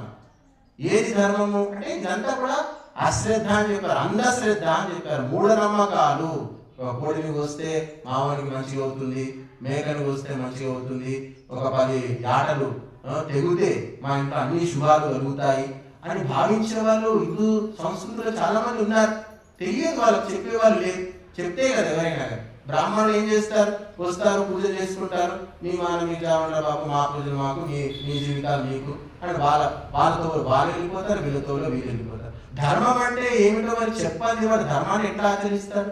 ఏది ధర్మము, ఏది సద్గతిని కలిగిస్తుంది, ఏది దుర్గతిని కలిగిస్తుంది అనే వివేచన వాడికి కలిగించకపోతే వాడు వచ్చి ఎట్లా పాల్గొంటాడు? ఇక్కడికి రాకముందు, ఈ యొక్క యజ్ఞశాలలో ఈ ఆశ్రమం కట్టకముందు ఈ యొక్క యజ్ఞం అంటే ఏమిటి, వేదం అంటే ఏమిటి, సంస్కృతి ఏమిటి, సంస్కారాలు ఏమిటి అనేది అవగాహన చాలా మందికి లేదు. ఈ ఊళ్ళో రాజిరెడ్డి గారు కూడా దీంతో ఎంత పరిచయం నాకు తెలియదు. కాకపోతే ఎప్పుడైతే నిరంతరం మా గురుగారు చెప్తూ ఉన్నారో, దీని యొక్క మహత్వాన్ని వారు పదే వివరిస్తూ పోతూ ఉన్నారో, అప్పుడు వారికి ధర్మం పట్ల శ్రద్ధ కలిగింది, దాని పట్ల అచంచల విశ్వాసం కలిగింది. ఎన్నో ఆటపోట్లు వచ్చాయి, మధ్యలో ఎన్నో మాకు కష్ట నష్టాలు వాళ్ళు కూడా చవి చూశారు. అయినా కానీ వారిలో శ్రద్ధ అనేటువంటిది పోలేదు. మళ్ళీ వస్తున్నారు, మళ్ళీ చూసుకుంటున్నారు, మళ్ళీ అన్ని పనుల్లో కూడా వాళ్ళు తను ఎంతవరకు చేయగలుగుతారో అంతవరకు చేయవేసి ఈ యొక్క ధర్మం అనే రథాన్ని ముందుకు తీసుకెళ్ళడానికి వారు శాయశక్తుల ప్రయత్నం చేస్తూనే ఉన్నారు. కాబట్టి మనం అంతా కూడా ఏదో రాముని అది రథాన్ని లాగుతూ ఉంటారు, రామ విగ్రహాన్ని రథం లాగడము, అందరూ పెద్ద తాళ్ళు కట్టి ఈ మధ్య రథాన్ని లాగారు. ఆ రథం లాగడమే ధర్మం అని అందరూ అనుకుంటున్నారు. మనం లాగవలసినటువంటి ఒక యజ్ఞ రథాన్ని, యజ్ఞాన్ని ముందుకు తీసుకెళ్ళాలి. మన ధనంతో, మన శ్రమతో, మన శ్రద్ధతో, మనం చేసేటువంటి పనులతో ఈ యొక్క యజ్ఞాన్ని ముందుకు తీసుకెళ్ళాలి అని చెప్పారు. ఈ యొక్క అగ్ని రథాన్ని, యజ్ఞ రథాన్ని మనము నిరంతరం లాగాలి. దానికోసం మనం శ్రమించాలి, కష్టపడాలి. మన ధనములతో త్రికరణ శుద్ధిగా ఎవడైతే యజ్ఞం కోసం పాటుపడతాడో, ప్రచారం కోసం, ధార్మికమైనటువంటి ప్రచారం కోసం తన యొక్క సంపదను దారాదత్తం చేస్తాడో వానికి ఈ భూమి మీద లభించనటువంటిది ఏదీ లేదు అని చెప్పారు. ఈ భగవంతుడు ఈ భూమి మీద ధనాన్ని ఎందుకు సృష్టించాడు చెప్పండి? భగవంతుడు ఈ భూమి మీద ఉన్నటువంటి ధనం అంతా కూడా ధర్మం కోసమే సృష్టించాడు, భోగం కోసం సృష్టించలేదు. దానము చేయడానికి, ధర్మ కార్యాలకు వినియోగించడానికి అని చెప్పారు. ఏ వ్యక్తి యొక్క ధనము వేద శాస్త్రాల ప్రచారం కోసము, ధార్మికులైనటువంటి విద్వాంసులు బతకడానికి ఏ ఇంట్లో సంపద ఉపయోగపడుతుందో వారి యొక్క తరాలు, కొన్ని తరాలు జీవిస్తాయట. ఆ యొక్క వంశం అనేటువంటిది అలాంటి వంశాలే దేశాన్ని పరిపాలిస్తాయట. రాముని వంశం తీసుకోండి, వాళ్ళంతా కూడా ఋషులను, మునులను నిరంతరం సేవించారు. సమాజంలో వారు అధికారం చేపట్టింది ఎందుకు? రాముడు రాజ్యం ఎందుకు చేశాడంటే యజ్ఞాలు చేయడానికి, ధర్మాన్ని స్థాపించడానికి, వేరే ఏ ఉద్దేశం లేదు. కానీ ఇప్పుడున్నటువంటి నాయకులకి ఆలోచనలు ఉన్నాయా చెప్పండి? ఎవరికి ఉన్నాయి? ధర్మాన్ని స్థాపించే ఆలోచన ఉన్నాయా ఎవరికైనా? ఏ ముఖ్యమంత్రికి ఉన్నాయి చెప్పండి? ఏ వ్యక్తులకు ఉన్నాయి? ఏ రాజకీయ నాయకులకు ఉన్నాయి? వారు ఎమ్మెల్యేలుగా గెలవడానికి లక్షల కోట్ల రూపాయలు ఖర్చు పెడుతున్నారు. అంటే వ్యక్తిగతమైనటువంటి ప్రయోజనాలు సిద్ధించుకోవడానికి లక్షల కోట్ల రూపాయలు ఖర్చు పెడుతున్నారు. ధర్మం ముందుకు వెళ్ళడానికి ఎంత ఖర్చు పెడతారు అడగండి. పోయి అడగండి, ఎన్ని రూపాయలు ఇస్తారు అడగండి. ఎవరైనా వీరికి డబ్బు ఇస్తే నాకు ఎన్ని ఓట్లు వస్తాయి, ఈ కులం వానికి డబ్బులు ఇస్తే నాకు ఎంతమంది ఓట్లు వేస్తారు, ఈ ఆశ్రమానికి వస్తే ఎంతమంది భక్తులు ఉన్నారు, ఈ స్వామీజీకి ఎంతమంది భక్తులు ఉన్నారు, ఇవన్నీ రేట్లు కట్టుకొని వస్తారు. ఒక రాజకీయ నాయకుడు వచ్చాడంటే అక్కడ ఎన్ని ఓట్లు వస్తాయి, ఈ కులానికి ఎన్ని ఓట్లు ఉన్నాయి, ఈ మతానికి ఎన్ని ఓట్లు ఉన్నాయి. క్రైస్తవులు ఎంతమంది ఉన్నారు? క్రైస్తవులు చాలా మంది ఉన్నారు. వీళ్ళకి ఒక ఎకరం దానం చేసిద్దాం, వీళ్ళు అది కట్టేసుకుంటారు, చర్చి కట్టేసుకుంటారు, మనకు ఓట్లు పడతాయి. వీళ్ళు ఆంధ్రాకి చూడండి, పెద్ద పెద్ద చర్చిలు కట్టారు, పెద్ద పెద్ద. ఈ బంగ్లా ఎంత ఉందో దీనికి 4 రెట్లు ఉంది. నేను చూసి ఆశ్చర్యపోయాను. ఇట్లా చూడాల్సి వస్తుంది వాళ్ళు కట్టిన చర్చి. ఎందుకంటే అట్లా తయారు చేశారు. ధర్మ ప్రచారము లేదు, ధార్మికమైనటువంటి విషయాలు లేవు. ఇవేవి చెప్పకపోవడం వల్ల మనుషులకు బుద్ధి భ్రమించి ఎవడు ఏది ఆశ చూపిస్తే ఆ మతం స్వీకరిస్తున్నారు. హిందువులంతా కూడా ఎందుకు క్రైస్తవులుగా మారుతున్నారు అంటే వాస్తవికమైనటువంటి ధర్మాన్ని నువ్వు చెప్పి దాని గురించి నువ్వు వివరిస్తే, యజ్ఞయాగాదులు వాళ్ళతో చేపిస్తే వాళ్ళ జీవితంలో అభావం అనేది ఉండదు. నేను ఘంటాపరంగా ఒక మాట చెప్పగలుగుతాను. ప్రపంచంలో ఉన్నటువంటి హిందువులంతా కూడా యజ్ఞయాగాదులు కనుక చేస్తే వాళ్ళ యొక్క సుఖాలు, ఐశ్వర్యాలు అవన్నీ చూసి అన్ని మతాల వాళ్ళు మతం మార్చేసుకుంటారు. గుర్తుపెట్టుకోండి. ఈరోజు హిందువులు ఎవరు కూడా యజ్ఞయాగాదులు చేయట్లేదు. మనమంతా కూడా విదేశీయుల బానిసలం అయిపోయాం. వాళ్ళ విధి విధానాలే ఆలోచిస్తున్నాం. మరి ఇన్ని పూజలు చేస్తున్నారు, ఇన్ని గుళ్ళు కట్టుకున్నారు, మరి మీకు ఇంగ్లీష్ లేకపోతే ఒక రోజు కూడా నడిచే పరిస్థితి లేదా ఈరోజు? మరి మీ మహత్యం ఏమైంది? మీ వేదం ఏమైంది? మీ శాస్త్రం ఏమైంది? మీ దేవి దేవతలు వీళ్ళంతా ఏం చేస్తున్నారు చెప్పండి? మీ మహత్వం వల్ల నడుస్తుందా? వాడు నిర్వహించినటువంటి విధి విధానాల వల్ల మీ దేశం నడుస్తుందా? నువ్వు రాసుకున్న రాజ్యాంగం వాళ్ళే, నువ్వు తెచ్చుకున్న టెక్నాలజీ వాళ్ళే, అన్నీ కూడా విదేశీమయము, విదేశీ ఆలోచనమయము. ఎందుకు అట్లా వచ్చింది అంటే మన జ్ఞానము, వేద జ్ఞానం అనేటువంటిది ఈరోజు ఎవరికి లేదు. ఏ నాయకుడికి లేదు, ఏ రాజకీయ నాయకుడికి వేదం పట్ల స్పృహ లేదు, వేదం పట్ల కనీస జ్ఞానము ఎవరికి లేదు. యజ్ఞం అంటే ఏంటని ఏదో చేసుకుంటారు, నలుగురు చేసుకుంటారు. కరోనా వచ్చిందండి, యజ్ఞం చేస్తే కరోనా పోతుందంటే నమ్మేవాడు లేదు. కనీసం మన ప్రధానులు, మంత్రులు, ముఖ్యమంత్రులు ఏ ఒక్కరు కూడా యజ్ఞం గురించి చెప్పిన పాపాన పోలేదు. ఎందుకంటే వాళ్ళకి ఎవరు చెప్పిన వాడు లేడు, దాని గురించి వాళ్ళకి ఆ మహత్వం తెలియదు. చెబితే ఓట్లు పోతాయి అనే భావన వీళ్ళకి వచ్చింది. దానివల్ల యజ్ఞం యొక్క ప్రచారం ఎక్కడా జరగలేదు. కాబట్టి ఎప్పటి వరకైతే వేద శాస్త్రాలు చదవడము, యజ్ఞయాగాదులు చేయడము, కష్ట నష్టాలు భరిస్తూ ధార్మికమైనటువంటి కార్యక్రమాలు చేయకుండా ఉంటారో వాళ్ళంతా కూడా ఈ యొక్క సంసారం అనేటువంటి చక్రంలో పడి వారి జీవితాలను నాశనం చేసుకొని మళ్ళీ పుడుతూ ఉంటారు, మళ్ళీ జన్మిస్తుంటారు, మళ్ళీ జన్మిస్తుంటారు, మళ్ళీ పుడుతూ ఉంటారు. ఈ విధంగా సంసార చక్రంలో చిక్కుకొని వాళ్ళ జీవితాలన్నీ కూడా నష్టభ్రష్టం అయ్యేటువంటి అవకాశం ఉంది. కాబట్టి సన్యాసులు ఏం పనులు చేస్తారండి? హాయిగా తిని కూర్చుంటారు అని అందరూ అనుకుంటారు. కానీ అందరికంటే ఈ ప్రపంచానికి ఒక సన్యాసి మాత్రమే గొప్ప ఉపకారం చేయగలుగుతాడు. ఎందుకు అంటే సన్యాసికి ఏ విధమైనటువంటి వాంఛలు కోరికలు ఉండవండి. కేవలము ఆత్మ కళ్యాణము, ప్రపంచ కళ్యాణం, ఇవి రెండే సన్యాసికి లక్ష్యాలు ఉంటాయి. అందుకే ఈరోజు అలాంటి సన్యాసులు కావాలి. ఈరోజు మన సమాజంలో అలాంటి వ్యక్తులు కావాలి. అలాంటి సన్యాసులు ఎక్కడ కూడా కనిపించట్లేదు. మహర్షి దయానందుడు ఎప్పుడైతే సన్యాసిగా అతడు సన్యాసత్వం స్వీకరించాడో అప్పటి నుంచి నిరంతరము జ్ఞానాన్ని సముపార్జించడము, సమాజంలో ఉన్నటువంటి అజ్ఞానాన్ని అంతమొందించడం, దానికి ఆయన ప్రాణాలకు కూడా తెగించి ఎన్నో ఒక 30 సార్లు 40 సార్లు విషం కూడా తిన్నాడు. ఆయన ప్రపంచంలో ఉన్నటువంటి ఈ యొక్క సమాజంలో ఉన్నటువంటి అంధకారాన్ని నిర్మూలించేటువంటి ప్రక్రియలో భాగంగా ఆయన ఇటుకరాల దెబ్బలు కూడా తిన్నాడు. ఎందరితో యుద్ధం చేశాడు, గొడవడాల్సి వచ్చింది. ఆయన ఎన్నోసార్లు విషం తినాల్సి వచ్చింది. ఆహారంలో విషం కలిపారు, రకరకాలుగా ఆయన మీద విషప్రయోగం జరిగింది మహర్షి దయానందుని మీద. కాబట్టి మనకు ఈ యొక్క ఆధునిక ప్రపంచంలో మహర్షి దయానందునికి మించినటువంటి గొప్ప సన్యాసి మనకి ఎక్కడా కనిపించడండి. మీరు భూతత్వం వేసి వెతకండి, అతనికి మించినటువంటి సన్యాసి నా భూతో నా భవిష్యత్ మీకు గమనిస్తే తెలుస్తుంది. అందుకే మహర్షి దయానందుని యొక్క జీవిత చరిత్రను మనమంతా కూడా చదవాలి. అతని జీవితంలో ఎదుర్కొనేటువంటి కష్ట నష్టాలు నాకు తెలిసి ఏ వ్యక్తి కూడా ఎదుర్కోలేదు. ఎందుకు అంటే లోక కళ్యాణం కోసం అతడు నిరంతరం కూడా ఈ యొక్క విషాన్ని తాగాడు.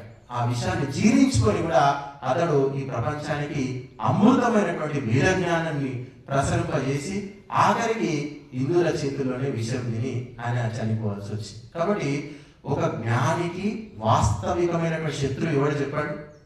అజ్ఞాని అని చెప్పాడు.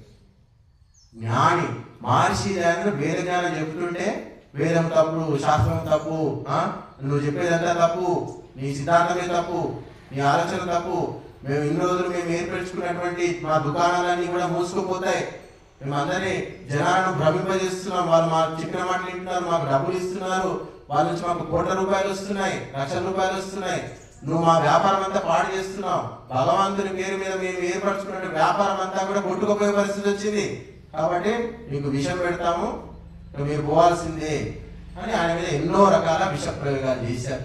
అయినా కానీ మానలేదు. ఎంతో విషయాలు ఇది కూడా మనకు అమృతాన్ని ఇచ్చేటువంటి ప్రయత్నం మనకు ఋషి దయానందుడు చేయడం జరిగింది. కాబట్టి సన్యాసి వల్ల జరిగేటువంటి మహోపకారము సంసారి చేయలేడు, సంసారి చేయలేడు, బ్రహ్మచారి అసలే చేయలేడు. బ్రహ్మచారి సమాజానికి ఉపయోగపడడు, గుర్తుపెట్టుకోండి. బ్రహ్మచారి కేవలము తినగలుగుతాడు, చదువుకోగలుగుతాడు, ఏదైనా పెట్టి తింటే వేదం శాస్త్రం చదువుకోగలుగుతాడు, అంతే, అంతకుమించి ఏం చేయాలి. ఇక గృహస్థుడు ఏం చేస్తాడు? గృహస్థుడు పెళ్లి చేసుకున్న తర్వాత భార్యను చూసుకోవాలి, పిల్లలను చూసుకోవాలి, సంసారం ఉంటుంది, ఇంటికి తెచ్చిపెట్టాలి, ఇవి తెచ్చిపెట్టాలి. వాని వల్ల కూడా సమాజానికి వచ్చేది ఏమీ ఉండదు. అంటే వాని స్వార్థము, వాని కుటుంబము చూసుకోవాలి. కాబట్టి బ్రహ్మచార్యమో విద్యను సంపాదించడంలో స్వార్థం ఉంటుంది, సంసారికేమో ఇల్లు చూసుకునే విషయంలో స్వార్థం ఉంటుంది. వీళ్ళిద్దరు కూడా సమాజానికి ఏమీ చేయలేరు అని చెప్పారు. ఇక మూడవ వ్యక్తి వానప్రస్థి అని చెప్పారు.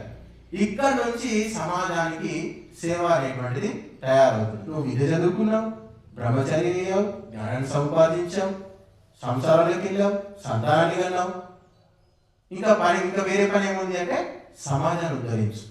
ఎందుకు సమాజాన్ని ఎందుకు ఉద్ధరించాను? నాకేమవసరం? ఈ సమాజంలోనే నువ్వు పుట్టావు, ఈ సమాజంలోనే నువ్వు పెరిగావు, ఈ సమాజంలోనే నువ్వు సంపాదించుకున్నావు, ఈ సమాజం వల్లనే నువ్వు తిన్నావు, నువ్వు జీవిత భత్యాలు పొందావు. కాబట్టి ఈ సమాజం యొక్క ఉద్ధరణ కూడా నీ బాధ్యత ఉంది అని చెప్తుంది మన శాస్త్రం. అందుకే ఈ యొక్క వానప్రస్థం నుంచి ఆ లోక కళ్యాణం అనేటువంటిది మొదలవుతుంది అని చెప్పారు. ఈ విధంగా వానప్రస్థి అయ్యి స్వాధ్యాయం చేస్తూ, దాన ధర్మాలు చేస్తూ, యజ్ఞయాగాలు చేస్తూ, భగవంతుని చింతన చేస్తూ, ఆత్మలో బుద్ధి పరిపక్వత పొంది లాస్ట్ అతను చివరికి సన్యాసిగా మారుతాడు. అప్పుడు సన్యాసి అయినటువంటి వ్యక్తి అగ్నిలా మారిపోతాడు. ఆ అగ్నిలా మారినటువంటి వ్యక్తి ఇక స్వయంగా అగ్ని కాబట్టి ఇక నువ్వు అగ్నిహోత్రం చేయాల్సిన పని లేదు అని మనకు సన్యాసికి అగ్నిహోత్రము తీసేశారు, అవసరం లేదు. ఎందుకంటే నిరంతరము తన యొక్క జ్ఞానాగ్ని, అన్నిటికంటే తీవ్రమైనటువంటి అగ్ని, అన్నిటువంటి ప్రకాశవంతమైనటువంటి ప్రభావవంతమైనటువంటి అగ్ని ఏదైనా ఉంది అంటే అది జ్ఞానాగ్ని అని చెప్పారు. ఒక్క జ్ఞానాగ్ని వల్ల సమస్త అంధకారం అంతా కూడా పటాపంచలవుతుంది. సమాజం అంతా కూడా కేవలము జ్ఞానం ద్వారా మాత్రమే ఉద్ధరించబడుతుంది. గుర్తుపెట్టుకోండి. ఎంతో మంది జీవితాలు, ఎంతో మందికి రకరకాల సలహాలు ఇస్తూ ఉంటారు. చాలా మంది ఆరోగ్యం కోసం సలహాలు తీసుకుంటారు. వ్యక్తిగతమైనటువంటి ఈ మధ్య ఒకటి తయారైంది ఏంటంటే కుటుంబం ఎట్లా నిర్వర్తించాలో ఎవరికి అర్థం కావట్లేదండి. తల్లితో ఎట్లా ఉండాలి, భార్యతో ఎట్లా ఉండాలి, భర్తతో ఎట్లా ఉండాలి, అత్తతో ఎట్లా ఉండాలి, కౌన్సిలింగ్ చేసే వాళ్ళు తయారయ్యారు ఇప్పుడు అందరు కూడా.